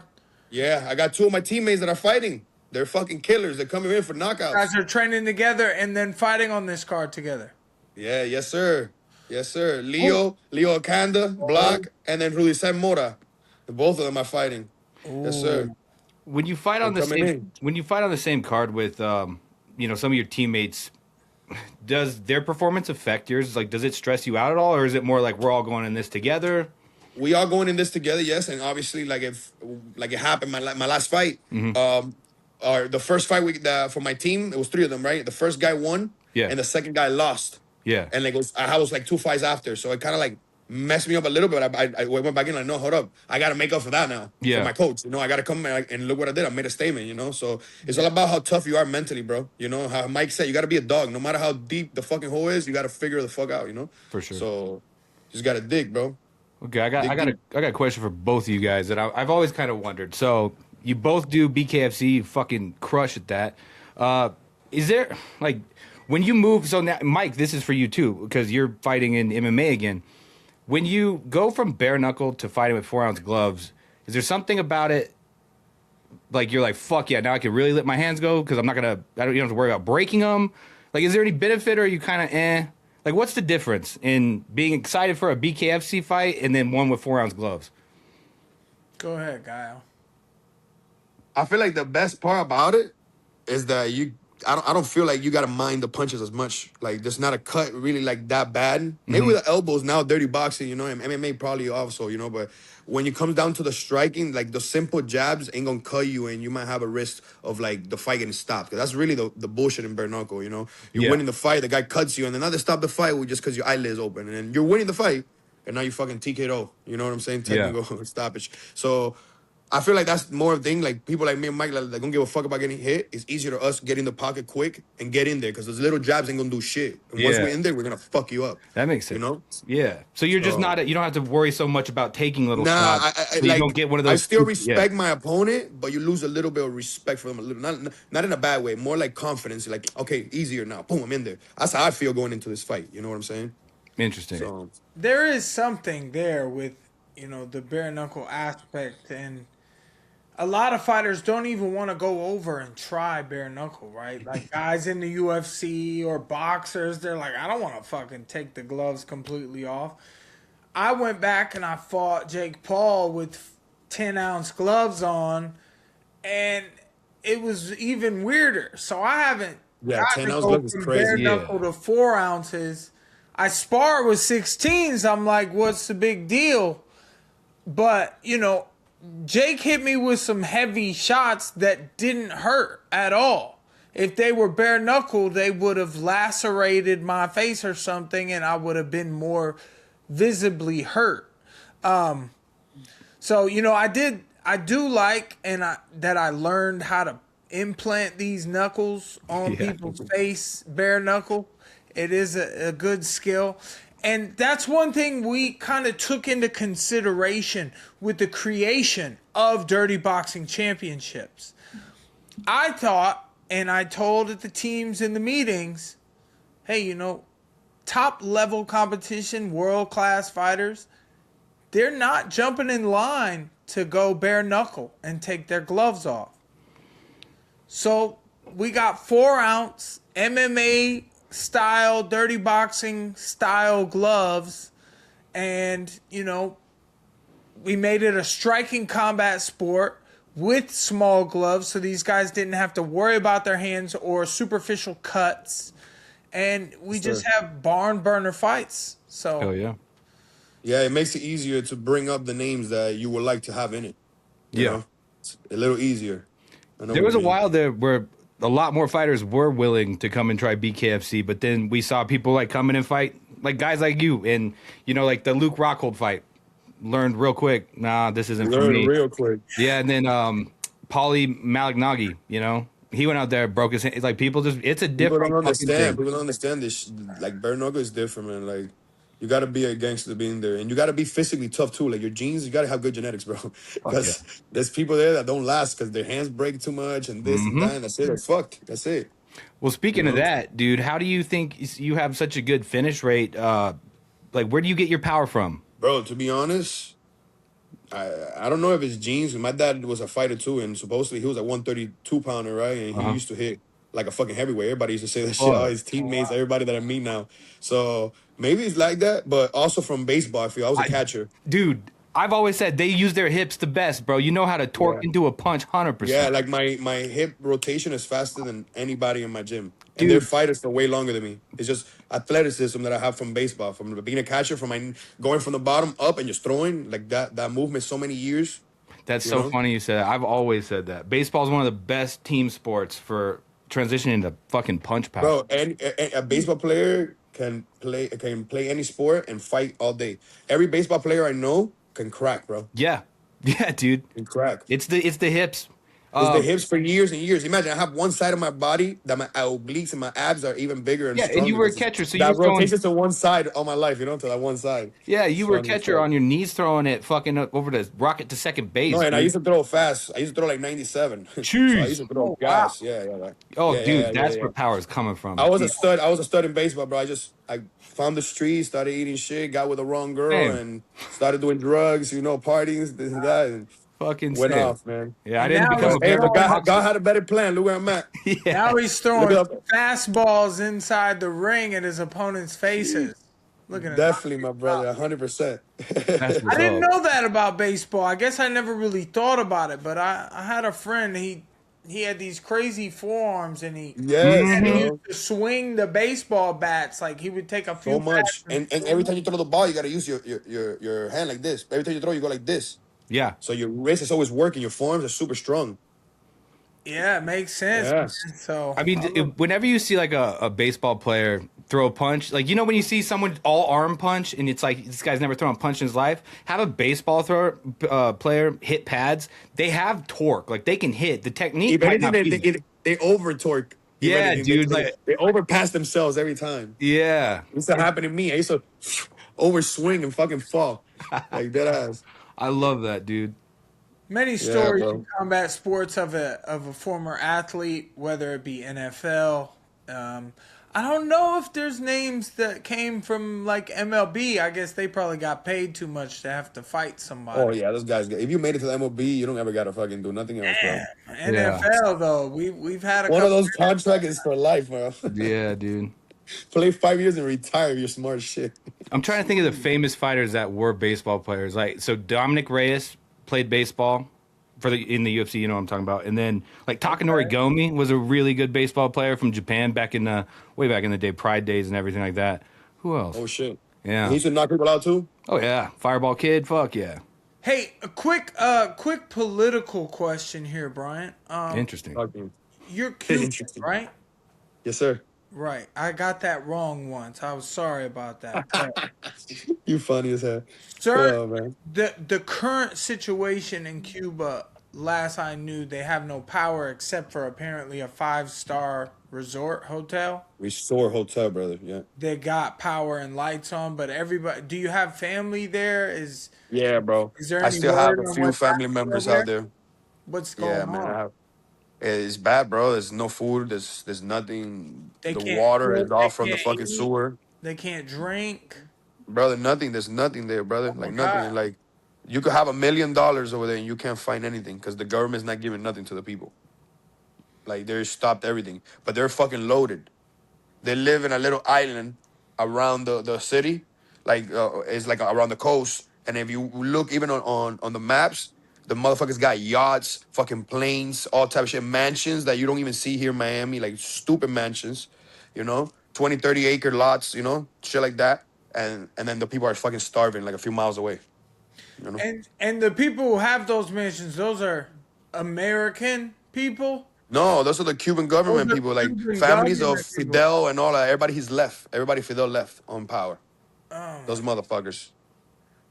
60-something years, bro. Almost 70 years of motherfuckers been fucking up the country, bro. It's Well, it crazy, man. sounds like Trump is doing business with them when he says he's gonna take and do whatever he wants with Cuba.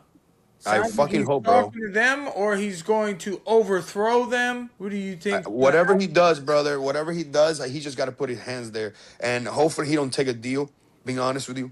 I feel like if he takes a deal, he doesn't really give a fuck about the Cubans. That's going to kind of upset the whole Cuban community against him because we understand what needs to be done. We've been in this position before. There's been presidents that negotiated before. Obama supposedly tried to negotiate with Cuba. You know what I'm saying? There's no negotiation with those motherfuckers. They're pieces of shit. Communism is the worst shit you could live in. You know what I'm saying? So what you got to do is go in there and say, fuck you motherfuckers. You've been terrorizing these people. You know what they're trying to do now? Supposedly the Cuban people went to the streets. Oh yeah, they burned a building, whatever. You know what they're trying to do? They're trying to publicly fucking hang them. What the fuck is that, bro? No. Yep. Like you already got people dying. Like I have family members that died in prison, locked up, for going against the government. Political fucking prisoners. There's some of them that made it back over here.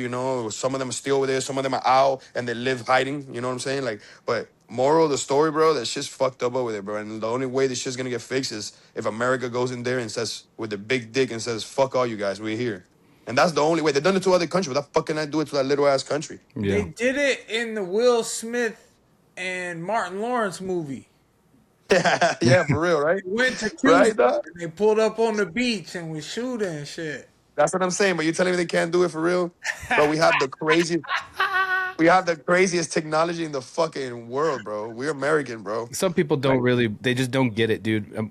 How good we do have it here in America, man. They really don't. Bro, they don't. Whoever talks shit, bro, all those, I'm sorry, bro, but it's crazy we're talking politics, but all those people that do not agree with the right wing sometimes, they're fucking locked out because look at the shit they stand for. They have no idea. They don't even They know. want this shit to be like Cuba. They have no idea what the fuck they're doing. They have no idea what they're talking about. Go spend a week there. Like any bro.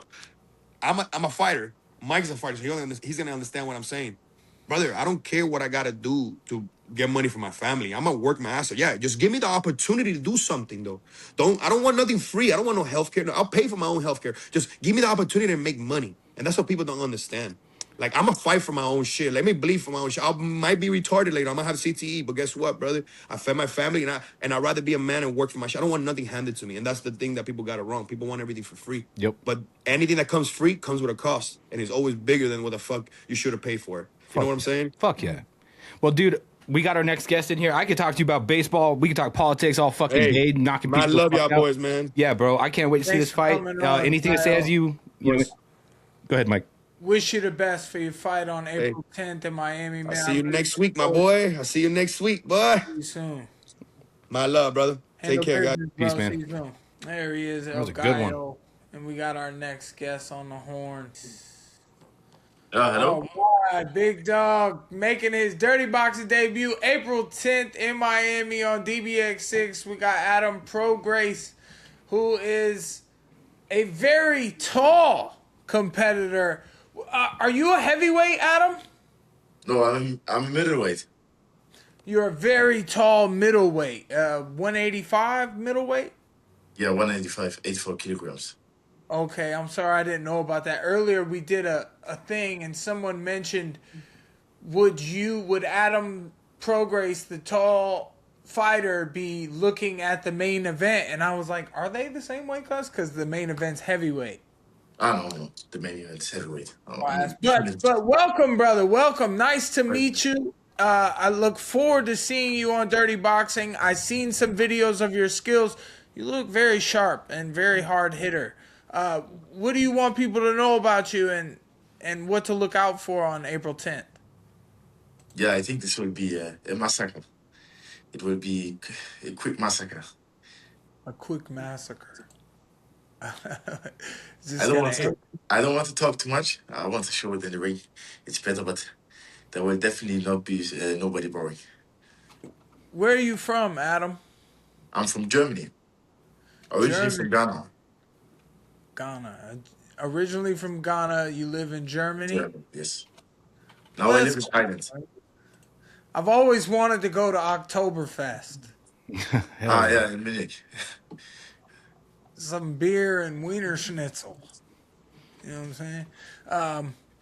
Well, I mean, you say you don't want to talk too much, but the fans at Dirty Boxing, who are all very interested in, what you bring to the table. How did you get involved in the fight game in combat sports? How did you find out that you really were good and had something that others didn't? I played soccer before, a couple of years ago. I think 3-4 years ago I played soccer. And I didn't like the vibes of team sport because I don't like to share it with too much people. I like to be responsible of your own person. And then I start MMA because I was watching John Jones and everybody. And then I think I start grappling. And after I started with jiu-jitsu, I started as well Muay Thai and boxing. And then somehow I did my first MMA fight, and yeah, since then I'm here. So how many fights do you have under your belt? I think 8 fights. 8 fights. 8 fights? 8 fights. What do you think about fighting someone? Have you ever fought someone? Because you're what, 6'7"? That's what it's listed as. 6'7", 6'8". I don't know exactly, but 6'8". Between this. Jeez. Okay, you're fighting someone who's 6'6", 6'7". Is that something you're used to? Are you used to usually having a massive height and reach advantage? Have you ever fought someone nearly as tall as you? No. But I sparred a couple guys that was even taller than me, so it's not a surprise for me. Damn. Okay. What are you planning to do? No, go ahead. What were you gonna say? And how I've seen, he also never fought somebody like his height. He always keeps his lower hand, his lead hand, at his hip height. So he never experienced somebody who was so tall, I think. So you don't think he has the same preparation as you do fighting? Yeah, really. Because we've seen in the past, like sometimes when a fighter is used to having such a height advantage, they fight someone that's the same size. It kind of throws them off. But yeah, it's going to be interesting. How do you see the fight going a certain way? Do you think you're going to get him out of there pretty soon, pretty quick? Yeah, I think this will be a first round, maximum second round finish. Ooh. Because there's many holes in this game. And he got knocked out 10 times already. So one more time will not hurt anybody. Hell yeah. What is your favorite martial art of mixed martial arts? Is it boxing? Is it Muay Thai? Is it kickboxing? Is it wrestling? What's your favorite? To be honest, I like the mix of everything. I like it has its own style. I don't like just one martial artist. I like everything like as a mix, but to watch it, like I don't care. But like to train, I like boxing, sometimes Muay Thai or grappling or wrestling. So how does that make you feel in dirty boxing when you're going to be in, at range in boxing with 4-ounce gloves, jabbing your way in or at range, and you guys can clinch, you guys can throw elbows, but you can't knee, you can't kick, and you can't necessarily take someone down, but if you knock someone down, you can ground and pound. So, are you going to miss those knees and kicks, or are you excited with this rule set, to show your boxing talent? I think I had one professional boxing fight already. So okay. I think I would say my specialty is boxing or the hands. So for me, I think it will not be so much a problem. And I like elbows as well. And how I saw he never fought like Muay Thai or professional MMA, so he's not aware of what kind of threat it can be to get elbowed in the face. That's cool, man. Real quick, you seem like a smart guy because you're from Ghana and Germany. How many languages do you speak? I speak 3 languages. Damn. That's cool, man. I What like 3? smart people, bro. German, I would assume. German, English, and my native language. What's it called? Dagomba. You said English. I thought you said British. I thought he said British. He said English. All right. So that's cool, man. That's so cool. So, Mac, help me out, bro. Yeah, I'm curious. Like, you've obviously lived a pretty mysterious. He's got the mystery going on. It's cool. And he does, yeah. What's it like being in Thailand? Like, what made you choose to go to Thailand from Germany? And then, what's your experience like in Thailand? I think, like, to be honest, the level in Germany, or what means in Germany, in my city wasn't so high in mixed martial arts, especially in MMA. So I decided to go to Thailand. Because when you want to be the best, you need to train with the best. And here we have good sparring partners and good coaches. So I decided to go to Thailand. And how long have you been living there? Like maybe 14, 15 months, I think. I don't know exactly, like 1.5, almost like in a couple of months, 1.5 year. Hell yeah. Okay, so with a win here in dirty boxing, what do you see going next? Like, what's your overall goals in mixed martial arts, dirty boxing, all this? What comes after a win? That's a good question. Like, after the win, I don't know exactly what comes, but What are your dreams? my goal is to become UFC champion. A UFC champion at 185? Yeah, at 185. Interesting. Yeah, you would. Who is even the tallest? Damn. That'd be crazy to see. 100%. That would be cool. I'm rooting for you. Yeah. That would be sick. What do you think about the current UFC middleweight champion, Khamzat Chimaev? What do you think about his dominant wrestling? Some of the best we've ever seen. Of course, but also the weight class is not known to have great wrestlers. So he has definitely an advantage than if he would fought in the lightweight or in bantamweight. But of course, he's a very, very, very good wrestler and a good fighter as well. And good champion. Do you do anything outside of fighting? Do you have a job or a gig? A side hustle? My job is just to kill. My job Just is to kick ass. Yeah. No working or something else. Train, When did you find out you were a good fighter? Because you said you did soccer, you weren't big on like combat or team sports, and I get it because you want to be in control of your competition. Did you ever like play basketball, being 6'7"? Did you ever try anything? Like, how did you find out you were good at fighting? I trained already like many times before. I trained like I just went for fun with some friends or with some family members, and I could punch already a little bit or wrestle a little bit. So they always tell me you're talented, go try it. And then after 3 months, I had my first MMA fight, and then I won, and then this is how it ended, or how the story is going. Well, that's cool, man. I'm gonna let you have your mysterious Aura. je ne sais quoi aura going on over there, and I'm sure the fans are excited to see. I'm sure everyone's wondering what to expect with watching you under this rule set at Dirty Boxing on April 10th. I'm excited to see it, and I can't wait to see your performance and see your fight, man. Adam, thank you for coming on today. Thank you also. And I hope you have a safe trip, and we'll see you in Miami for Dirty Boxing. Thank you. Hell yeah, man. Looking forward to it. All right, brother. Have a good one. Just hit that leave. Thank you. Well, he seemed like an interesting guy. I like that. I like the mystery aspect. He said, "I'm gonna just keep it chill." Yeah. His name is automatically out there because it's 6'7" above everybody else who's competing. His name's out there. People are like, "Oh, the tallest fighter." I just saw that they announced that Dirty Boxing like 2 days ago. I'm like, "Oh, we got this guy on the card. That's sick." Yeah, his video of like hitting pads and shit got a lot of traction. People are definitely interested. I wasn't aware that his opponent was that big until just the other day. So that'll be interesting to see him. And then we got the matchup to match. Like he's 6'6" and 6'7", 6'8", whatever. They're both tall. Yeah.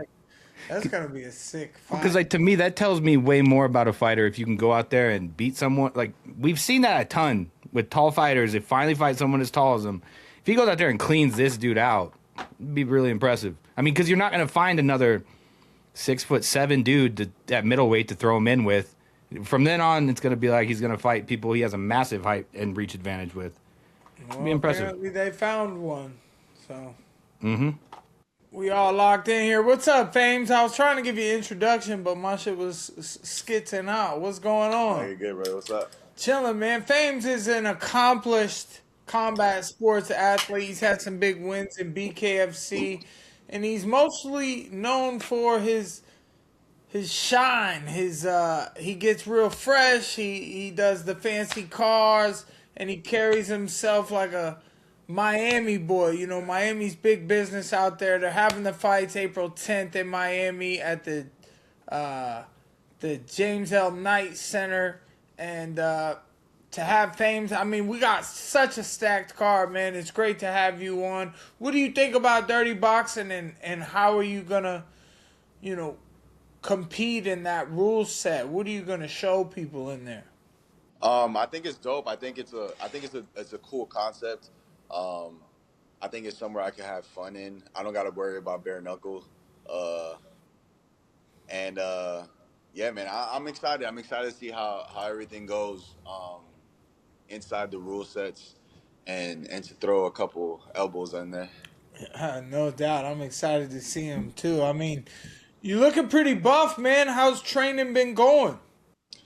Training's good, man. I think my mental preparation is just a lot better than any training I've done. But training's good. I feel good. The cardio's good, and yeah, I'm there. I wanna dive into that mental prep you're talking about. I mean, that kind of goes into all aspects of life and business, and how you're running your life, organizing things, eating in the morning, things like that. How does that all add into helping you be a better fighter? So with my fight career, it's been a lot of ups and downs, and I really had to find my reasoning as to why I continue to do this.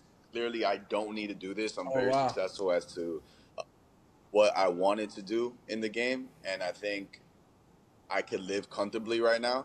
But I had to dive back into my why, and mentally, I think I was so stressed on all my other fights that I wasn't having fun. I think now coming back to DBX, I think I'm gonna have fun and just go back to just being me.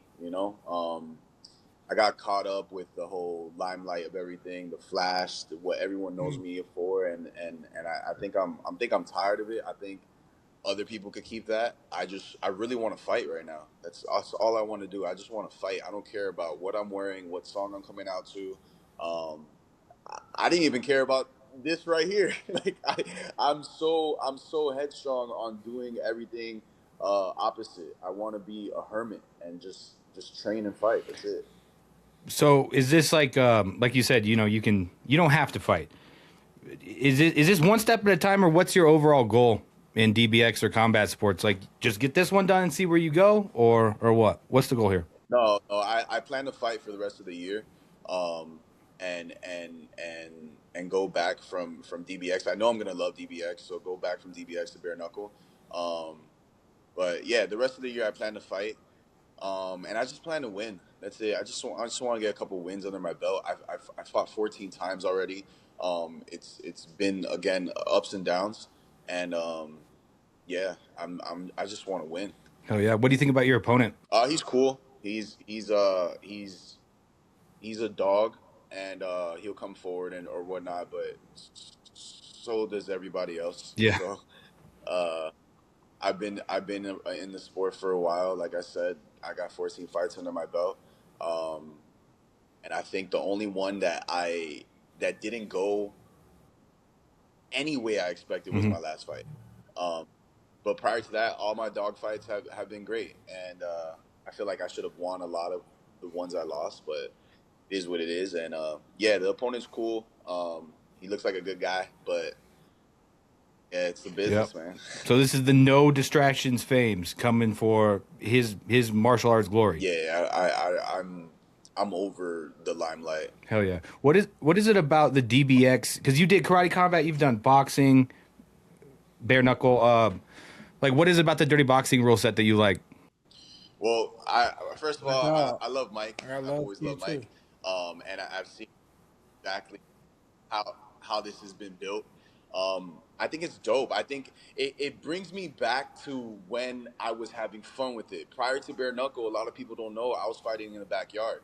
And a guy named Level Martinez, he brought me into bare knuckle, and I was just having fun. Like I remember being excited to go to training, and I think that's what I need. I think I'm so consumed with bare knuckle and its rule sets and the expectations of fans that they have for me that I felt so consumed that I was like, you know what? I think I want to jump into something, get this fun out of me. Like with bare knuckle, it feels like a business, and I get it, but it just consumed me too much, and too many people have a lot of high expectations for me, and I feel like going into another realm, it's like, all right, let's see what he does. But for me, it's more so of I really want to go out there, have fun, bang, and compete. I'm like in love with competing. I mean, shout out to that. I want to say that there's battles that I've gone through as well in my roller coaster ride, and I kind of came to an idea or a mindset that's like, because on fight night you get this fear or this deep like want to be great, and you're like, you don't know if you've done enough, and then you squash all doubt and you're like, no, I've fucking done everything I needed to do, and we're here. And the point I'm getting at is that you don't always get to feel that fear in life. There's not a lot, like going to the grocery store or getting the fam in the car, or it's like, it's very minuscule. It's like, yes, there's dangers to just going outside, but there's nothing like it's an important aspect of you got to walk, turn people up, get in the ring, prove yourself, show your why, and have fun while in there battling it out. Not to know what you should expect from your opponent. He's obviously trained hard as well. That's not something you always get, so you really have to relish and live in that moment of when that fear hits your gut and you're like, oh, this is that fucking heat, dog. And then you live in the fire. Yeah. I love it.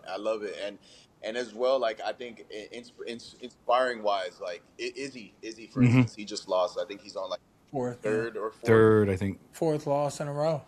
So fourth loss in a row, but like he put something in his caption, and it's like, I'm coming back, and it's that's where I'm at right now. I just feel like it's not over until I win.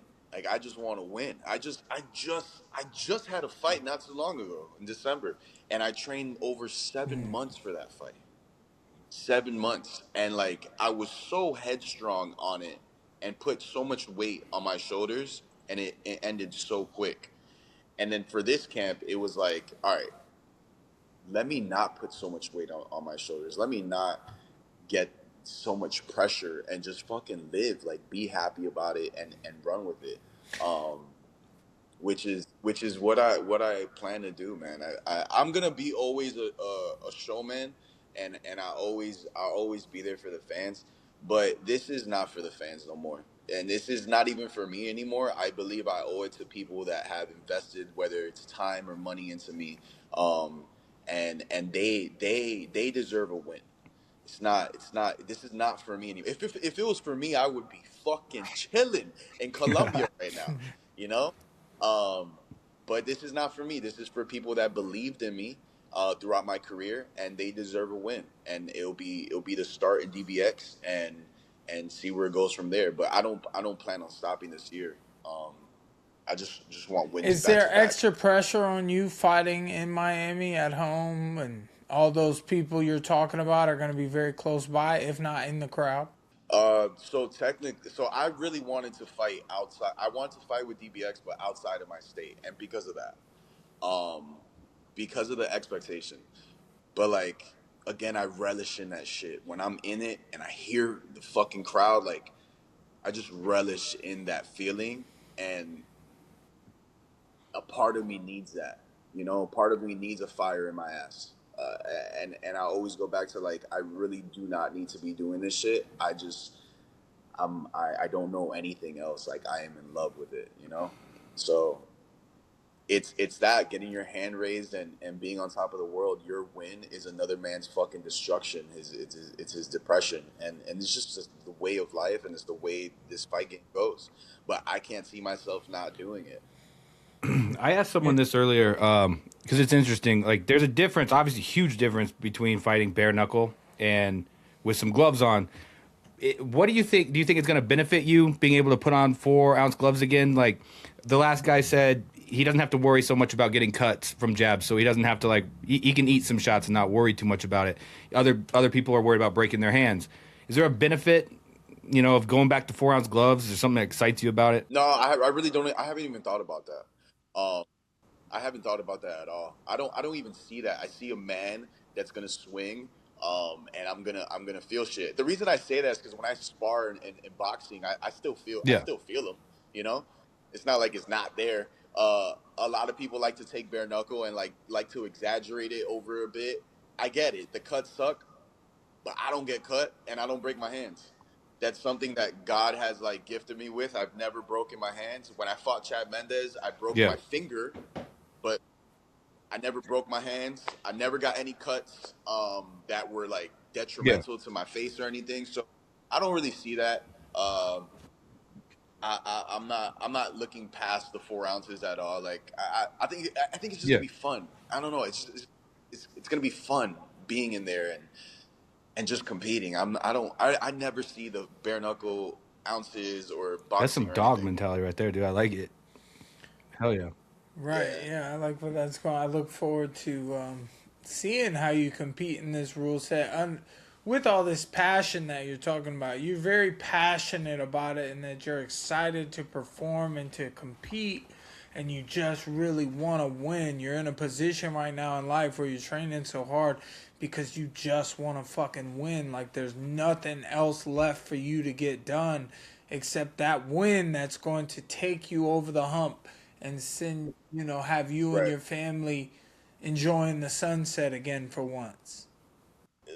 It could be detrimental to some, but even with the loss, I still win. That's When I say that, I mean financially, I get paid a lot more than any of the people that ever have fought me besides Chad Mendez, and that's with losing, and that's why I got so Mm-hmm. comfortable because I was like, bro, what's the loss? I'm over here chilling, like where you guys are scraping crumbs, and I think I got the business aspect when it comes to fighting on lock, but I didn't put first the fighting. Now I have literally put everything business outside. Like I just got offered some crazy videography. I'm like, bro, I don't want it. I don't fucking want it. Why? Because I need to fight. Like I want to fight, and then I'll be okay with doing the extra shit, and worried about sponsors. I'm not worried about any sponsors for DBX, and it's simply it's not because I can't. I could tremendously. It's just I put myself in the zone to where I don't deserve it. I don't deserve it. I wanna go back to who I was, why I did it, and I want to feel that feeling again. and I will for It's like sure. a personal journey, man. Like you want satisfaction for something you used to really enjoy, something you're good at, and then you didn't put, you know, Yeah, I didn't yeah. put any effort besides my last two fights, and that throughout my whole career, my last two fights have been, even my wins. Fuck my wins. The last two fights, I've put more than enough effort than I ever have in my whole life. But those were my last two Yeah. fights, you know, and I had a whole career that was like basically gifted to me, and I feel like I just I was undeserving of the recognition, of the financial status, and of anything else that came with it. I was undeserving of it, and I feel now hitting maturity, I just, for myself, I locked in. I locked in last camp. I locked in the camp before, and I'm locking in now to where it doesn't stop until I win. What's the grand slam here? Like, what's the perfect outcome that gets you this type of, validation, self satisfaction, whatever it is exactly that you're looking for? Like a 1-round knockout, a drawn out fucking war. My hand raised. That's it. That's it, my brother. That's it. Because as soon as you put expectations towards anything and it doesn't go that way, just like, oh, I came from bare knuckle and I'm a tough guy. Like, no, man, you're gonna get hit in the face and it's gonna feel the same, you know. And then you put an expectation on that, then shit falls. You know, I don't believe in superstitions, and I don't believe in predictions no more. I want my hand raised, and that's it. My hand raised. That's it. That'll put a smile on my face. Whether it's a war, whether it was a knockout, whether it's a stoppage, doesn't matter. A smile on my face. My hand. How do you plan to like celebrate a win? I'm going out of the country and chilling for a little bit, and then that's it. And figure out when's my next date. I kind of don't want to stop training completely. I usually stop fully for like a month and just zone the fuck out and do me. But after this win, I want to go back into training. I just want a week or two away from everybody and I'm back. Shit, Terrance Mckinney was he was in the UFC on Saturday, knocked somebody out real quick, and he was there at the gym today, fucking punching me and helping me, training with me and shit. So, I have the utmost respect for a teammate that wants to get back in the gym and stay consistent with that growth. Man, I hope you get that dream that you're feeling of that hand raise. I mean, may the best man win, but like you said, fuck some wins, fuck some losses. It's the path, it's the journey, and I hope you get to go out there and really show the world who Famez is. Look, it's as simple as this. You do something great one time and you'll forever be remembered. And I just gotta be great one time, and I'm forever in stone, engraved in people's minds and people's memories. Like Mike didn't have the best UFC career, and then all of a sudden, this one motherfucking time, he's great at fucking bare knuckle, and now he's a star. He's fighting Nate Diaz on Netflix. Yeah. A star, but he had to be great at just one fucking time. You feel me? And like he will forever be remembered. And that's something that innerly drives me, where I just have to be great one time.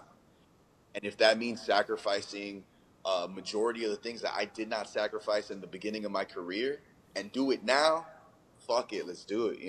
I'm ready for all that. And what do your like friends and family and the people around you, the people even you used to party and live that type of, how are they supporting this journey? Like, what do they think about this, whole thing? You're cutting out a lot of stuff. Like, they're pretty supportive of it. My initial friends, like my intermediate friends, they're supportive with everything I do. But as well, my friends are stars with what they do, and it's just like an inner battle. All my friends are really accomplished on what they do, whether they're actors, singers, rappers, whatever it is, artists. They're super accomplished, and I'm over here just riding the wave of my last accomplishments. But I'm on a very thin string, and it's like, all right, what are you gonna do now? Like, you did what you did. Yes, you had your Chad Mendes moment. Yes, you had your knockouts. Yes, but like, let's go. Like, so it's an inner thing. So my intermediate friends, they're all fucking for it. But this journey that I've had, my last fight and this fight, it's really just me and my coaches. It's really just me and my coaches. I haven't promoted as I should because I'm not there anymore. Like, I'm not where I was. I need to get a knockout. Then I'll go back to the fames of pushing shit, So this is a full locked in is how you describe. You're locked the fuck in. Yeah. Hell yeah, man. I'm excited to see this shit for sure. It's gonna be dope, bro. It's gonna be dope. I'm gonna go and perform. Yes, sir. I'm gonna perform. That's it. It's gonna be dope. It's gonna be dope. And if it's a war, it's a war. Cool, that's fine. But like, bro, I've been in there for so many times, and different type of men, tall, big, short, strong, doesn't matter. Fear doesn't get into my head when it comes to fighting. It's just more so of performing. That's it. Just be great for fucking 9 minutes. So I know you're not looking past anything. You're locked in. You're focused. But is there? Let's say you get past this. Is there anyone that sits on your, who do you want to call out? Someone in DBX, someone outside DBX. Is there like a dream fight for you? Nah. Whoever they put in the way.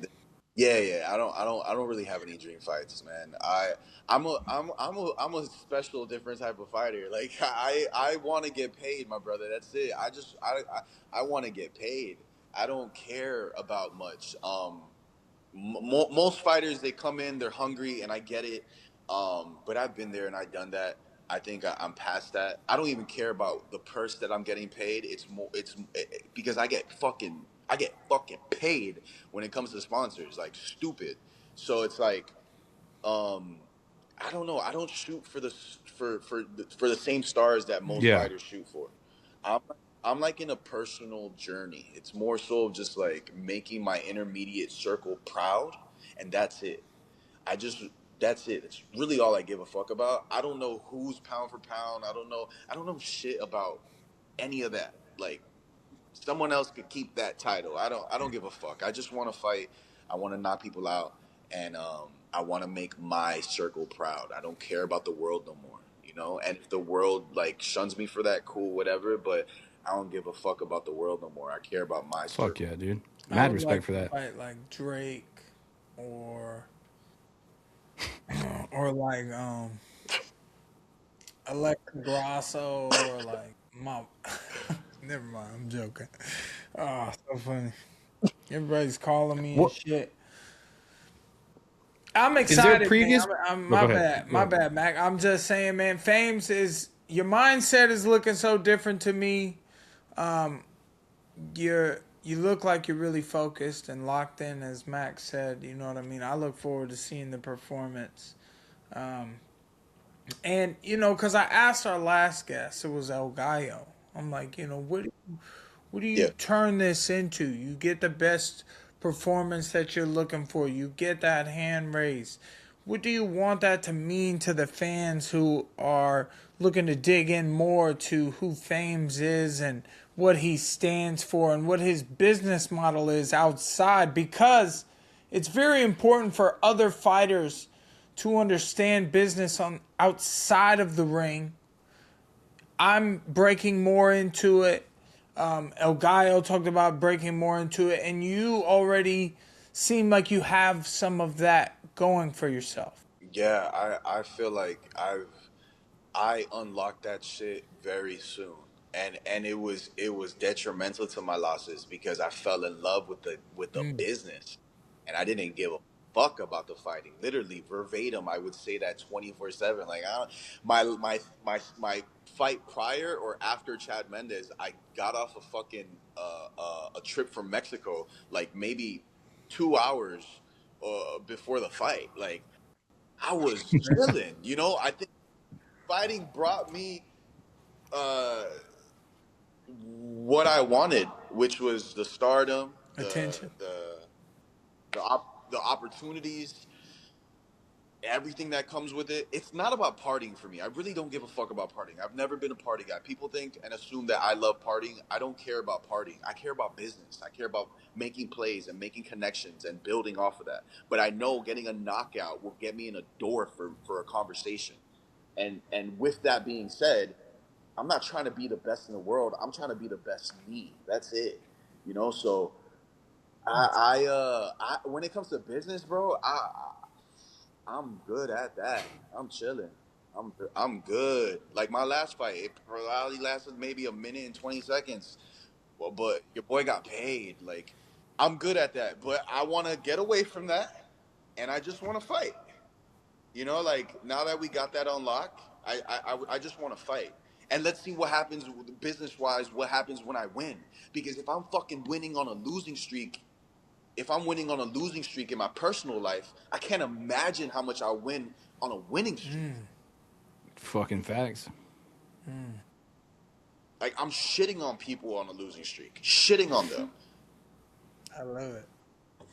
It is what it is. Everybody wants this, like, Miami title of who's the best. Like, I don't care about that. I just want to get paid. That's it. Just put me in a position to knock somebody out, and I'll handle the rest. I don't need a platform in order to handle that. Like, I got that. Just you put me in a position and a camera to knock someone out, and everything else for my life is set. You feel me?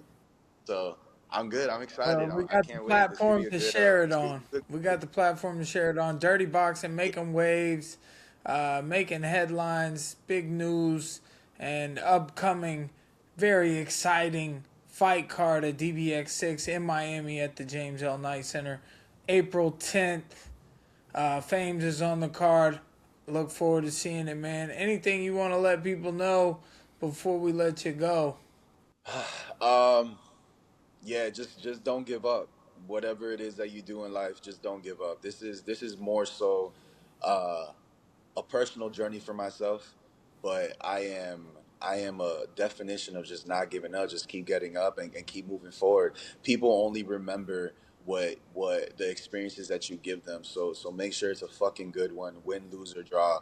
Go out there and balls to the wall. That's it. And don't give up. I'm excited to see this version of Famez, bro.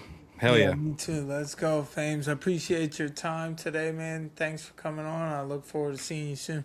Yes, sir. Thanks, brother. All right, bro. Yo. All right, there we have it. Famez, our next DBX contestant. There's going to be some great fights on this card April 10th. Yeah. I mean, his fights are always fun. That's why it's going to be super interesting seeing, a super locked in, focused, what's the word I'm looking for? Inspired Famez. All right, next we got Block, Acanda, and then that 30? should be it. Ooh, it was a stacked one today.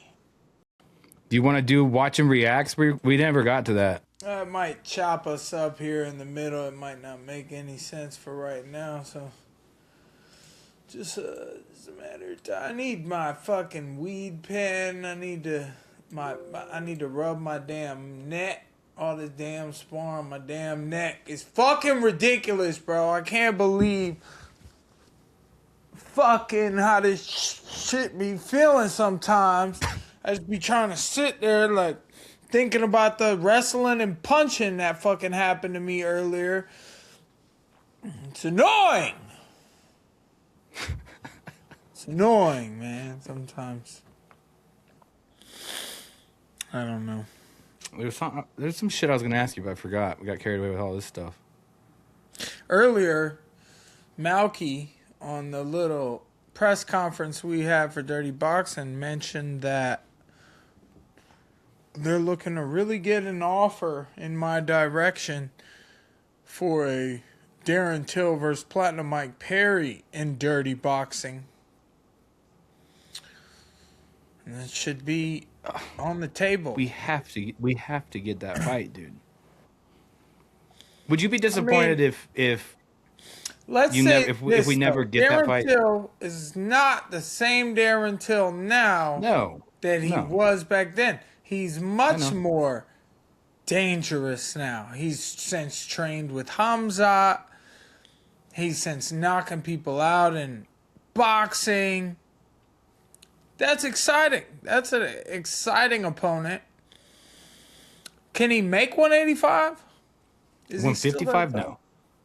I said 85, motherfucker. I didn't say 55. I thought you said 55. 55. I know. That's why I was like, why? Why? But I'm going to 170 right now. Like, I'm over here getting my little small on. Shit's. Oh, my God, dude. It's the biggest thing with being a fighter. It's like, no sugar. Dude, do you know how much stuff has sugar? Yeah, I don't. I like Everything has legitimately sugar. hate I got fucking Wagyu. You know what I had today? I had a couple strips of fucking Wagyu. That's what I had. A couple pieces of steak that I cooked yesterday in our microwave today. Just that's all I've had today, and some water. Oh, we got our next DBX fighter in the house, Leonardo Block Acanda. What's up, brother? How you doing? You looking forward to your fight? Yes, sir. Pleasure to be here, Mike. I appreciate you for the opportunity, bro. It's good to have you, man. I appreciate you for what it is you do. You know, all these fighters, all these fighters that are on the card, you guys get your opportunity to put on a show for the fans, and DBX has delivered every single time because these fighters get in the ring and they go for blood. They're fighting for their lives. You know, they have a message for the fan base at home watching. What do you want people to learn about you from watching you fight April 10th? Well, I'm definitely, when they see me fight, they're definitely going to notice the difference because I'm a humble guy. I'm a humble human being. You're going to see me in person. They're going to be like, man, this guy's so nice. Then I get in the ring and it's a different type of line. You get me? I love what I do, man. It excites me every type of time I get in the ring. I just love the violence. You get me? It's part of my life, part of my heart, part of my blood. It's part of me. Where is that blood? Where's your background? Where are you from? I'm Cuban. I was born in Cuba. Came when I was 9 years old. Okay. I was raised here. You know, I was born in the island, raised in the jungle, like I like to say. So it's kind of a home fight in Miami on April 10th. Yes, sir. You're gonna have a lot of family there rooting for you. Yes, sir. A lot of friends and family gonna go see me. A lot of fans, you know, a lot of people that have been knowing me for a while gonna go see me. They're excited. So I'm excited to put on for the family and everybody that's gonna go see. Does that add pressure? Not really, brother. I feel like I'm made for pressure. You know what they say, pressure makes diamonds, or it could bust pipes. I believe I'm a diamond because I'm being built with that pressure. I like that. Your teammate Brian was on here earlier, and I asked him, does it put pressure on you? You have 3 fighters from your gym, from what I understand, fighting on this card. Does it put pressure on you guys to all perform together? If one of your boys loses, does it fuck with you at all? Does it make you nervous? You get what I'm asking? Yeah, I mean, I really don't, man. We train. The work that we put in the gym is what counts. It's what makes us feel so comfortable and confident of what we're gonna do that day. You get me? Because we put in the work in the gym. We put in the sacrifice, the blood, the sweat, the tears in the gym. You get me? So the job is done. Everything else is easy. The fighting part to us is easy. It's in our blood. Like I said, Mike, I'm sure Mike feels me because I love the way he fights. He's a warrior. You know, I'm like that. And we're part of this. The fight is easy. You know, the hard part is putting in the work in the gym, the dedication, the starvation, the dieting. That's the hard part, man. What's next week is easy for me. It's fun and games. What weight class are you fighting at, and how much weight do you have to cut? 185. And really, I don't really need to cut a lot of weight because I'm already pretty much on weight. I woke up today at 191. So, you know, my weight, I'm very disciplined when it comes to my weight. Okay.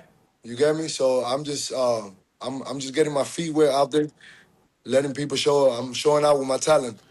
April 10th is gonna be a good beginning, and people gonna know about Block. That's what's up, brother. I look forward to finding out about Block and seeing that. I only asked about the weight cut because I'm freaking going through it myself. But 6 pounds, Yeah. 6 pounds sounds like a good performing weight. I've fought at higher weight classes like 185 and bare knuckle, and I thought I moved incredible because I wasn't all dehydrated. Of course. But there's nothing like having to skip out on carbs and meals, man. It's a tough sacrifice that goes unnoticed for fighters. it's definitely worth it once you get that W, though. I know that's right, man. We were just talking with Famez, and he said he wanted nothing more than to just get his hand raised. That's it. That ain't no better feeling than that. And to be able to perform, just go back to your question that you said about the pressure. I feel like in essence, a lot of people look at me and they probably perhaps think I have a lot of pressure because, man, Gallo puts on a good word for me. You know, a lot of people talking good. A lot of people that know me talking good about me, and they're saying I'm gonna put on a show. So now I gotta perform. You get me? I'm gonna put on a show, but this is what I do. This is what I know. This is what I'm meant to do. I'm meant to do this. You know? Fighting is part of my blood. It's part of me, man. And I'm so excited and able to perform in front of a fighter that I really look up to you, Mike. You know, I really love your fights. I've been watching you for a long time. Thank you. Ever since you were in MMA, you get me? And when you started in BKFC, man, I love that. So I've been watching you, and I think you're a dog and an animal, bro. So I can't wait to perform in front of you and John and just show you guys my talent, man, and my violence. Thank you, brother. I look forward to seeing it, man. Mac, help me out while I look up. Yeah, I want to know where you got the nickname Block. I would imagine hard ass head. You got a big head or something. In reality, I got that name. I got this tattoo on the back of my on my back when I was 14 years old, and I got it. Like I said, I was born in the island, but raised in the jungle. You know, I wasn't really raised in the good part of Miami, but hey, it made me the man I am today. So I don't regret nothing I went through in my life. It made the rough skin that I have today. But the name Block came from fighting, man. Every time I hit somebody, it actually came from one time in Dolphin Mall. I actually got jumped by like 7 individuals. And I started knocking motherfuckers out left, right. And the motherfucker said, damn, that guy hits hard like a block. And boom, my boys just started calling me that, block. And they just stuck to me. So I got it tatted and I made it official. I like And that's been my name. A lot of people don't even know my government. A lot of people are going to go see me fight, don't even know my government. They just know me as Block. That's what's up. That's what's up. How much do you know about your opponent? Do you study opponents individually? Yeah. I give everybody their respect, of course. I did study his DBX fight and a couple of his MMA fights, but more of his DBX fight. I did study him. Yeah, I looked at what he got to offer and what I got to do to get this done. What's the perfect outcome of this fight? I'm gonna knock his ass out. Yeah. First round. First round, 30 seconds, first minute, wherever I see the opportunity. Obviously, I'm not gonna look sloppy because I'm a professional. So I like to work on my craft. I'm gonna make it look official. You get me? If he gives it to me, I'm gonna take it. Yes, sir. And if he takes a punch, then he's gonna take an ass whooping for 3 rounds. What comes after a win here in Miami? We go back to the gym Monday, and we train some more, baby, and we get ready for what's next. Cause I ain't stopping, bro. The train is going, and as long as I'm okay to train and I feel okay, healthy, and God gives me this health, I'm going back to the gym to eat. Hell yeah. Speaking of eating, what's the best Cuban food in Miami? I definitely like Todo Loco. I ain't gonna say nothing else. You know, I love Todo Loco. It's one of my best places to go eat. It's the best food in town, but you can't go wrong with La Carreta, you know? Yeah. Old school. Fuck yeah. Gosh, I miss. Can't go wrong with La Carreta. La Carreta, I've been doing this all the kid. Miami has some of the fucking best food, dude. I know. I miss 100%. some. Best food, best women, best of a lot of things. Damn right. Are you a fighter full time? Full time right now, no. Okay. I work. I have a 9 to 5. What do you do, if you don't mind me asking? I'm a safety director for the state of Florida. Oh, cool. I'm the one that people hate in the construction sites. Okay. I get there and I tell motherfuckers to tie off, put their hard hats and shit like that. They hate me, you know? Yeah. It is what it is. I gotta feed my family. We're out here 100%. trying to save lives, man. Accidents happen. You feel me? And in reality, people don't know that construction is the one that has the most death in a year. So, hey, it's overlooked. So is your goal to go full-time fighting, make this a career, I'd imagine? Of course. Mm-hmm. Yeah. My job is very, I'm very it fluctuates a lot. So like I got a lot of time. So I'm able to train twice a day. I'm able to still go to my recovery sections. I'm able to do my job as a fighter basically full time because it allows me to. Yeah. You know, so I'm blessed for that. Well, that's great, man. I'm blessed, but yeah, definitely full time is where I want to get to. That's definitely where I want to end up to. Something a little more personal, man. Before I know I hate to switch it up like this, but I have this curiosity for the Cuban people and the situation they're going through at the moment. They're kind of out of power. I'm hearing that they're not having food and water, and Yeah. I don't. Do you know anyone on the island? Do you know anything about their situation? Yeah, definitely. I got family over there. I got my uncles over there, and man, the situation is very bad. You know, they're struggling. Um, they've been struggling for years, but lately, the last few weeks is really bad. You get me? Especially with this thing going on with USA and all that. So I do hope everything turns out like Donald Trump is supposedly saying that he's gonna go out there and make it a free and do all this that he's saying he's gonna do. I hope everything gets done because Cuba needs to be free already. You know, Cuban people deserve to be free. Hey, we come to this country and we do nothing but support this country and try to work hard for this country. You get me? So we're not doing. Would We you deserve to be. would you Yeah, go like ahead. Cuba to be a part of America? I would love to. Like a If it like Puerto Rico, if it would be that, I would love to. That'll be something great. right. It'll be great business opportunities. Wouldn't You that get be me something? for Well, I for just want to everybody. see those people get protected who are there Exactly. and going through that situation. Yeah, and have food, man. I don't want kids going through. I was born in 1991. When I was born in something called Periodo Especial, that time right there, Periodo Especial was that there was no food. You get me? There was barely milk. My mama had to breastfeed me till I was 6 years old just for me to have my nutrients in my Oh body. my gosh. You get me? When I got here at 9 years old, I was 62 pounds with 9 years Oh old. my gosh. You get me? So, shit is rough out there. Excuse my language, but hopefully one day and soon it's gonna be better. With God's help. Well, I bring that up because as a fighter, we're influencing the next generation. People are looking up to us, Yep. young kids, and they watch these fighters who come out of Miami. They put on a show and have a good message for support to the people. So that's what we're trying to share course. here. And Dirty Boxing Championship coming up April 10th. Man, I look forward to it. We had a lot of the guys who were fighting on the card today on the show, on the podcast. And, it was a pleasure having you guys. Great to meet you, Block, and I look forward to seeing you compete. Appreciate you guys, man. I can't wait to show out in front of you guys. Can't wait for April 10th. Handle Fuck your yeah. business, brother. Excited.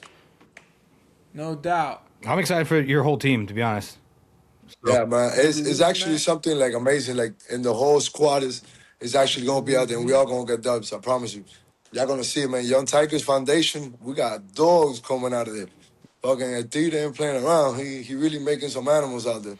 You get me? And he picks and chooses. He doesn't just let everybody in. Yeah. He knows who is who. You're drafted. You're selected. Yeah. Yeah. Let's If go. we're here, it's for a reason, and we're about to show out. I'm rooting for you guys, man. Go kick some ass. Appreciate you, man. Appreciate you guys for having me. No All problem, right, brother. bro. Thanks, Block. Good to see you, man. See you soon. Appreciate- Likewise, my brother. Have a good one. See you April 10th. All right. Don't be late. You ain't gonna want to miss it. I'm one of the first ones. Let's No go. doubt. I'll catch it for sure. All right, my brother. All right, man. There we go. All the DBX fighters pulling up, man, on Overdogs Podcast today. I just think that this whole circle that we got going is incredible. Like, we got Overdogs Podcast, we got Dirty Boxing Championships.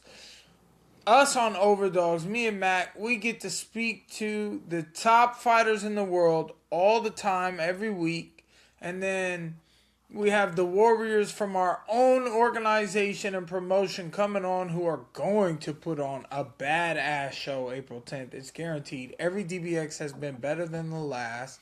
And this one is the next one. Next one's the best one, man. So shout out to everybody who's coming out to DBX6 in Miami. Enjoy that weekend in Miami. Enjoy some beach time, some sun time, and the fights. Fight night, baby.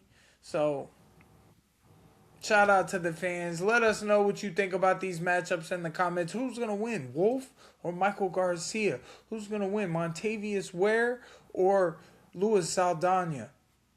Let us know what you Those are guys some think legit about these matchups, man. matchups, man. Is it safe to say, like, Rob Perez, kind of like our Sean Strickland? Completely unfiltered. I mean, this is going to get nasty, dude. He's a little worse. Yeah. He's a Yeah, little dude. worse. He dropping the N-bombs. I mean, he's light skinned. I'm pretty sure he's mixed. But then he's saying racist things to Spanish people. Maybe I shouldn't be emphasizing on that, but it's just it happened. I was here. I'm not gonna act like it didn't. No, yeah, happen. we didn't encourage it. Like, and then what do? I mean, you can see the way it affected Michael, and I mean, like we said, that's not how.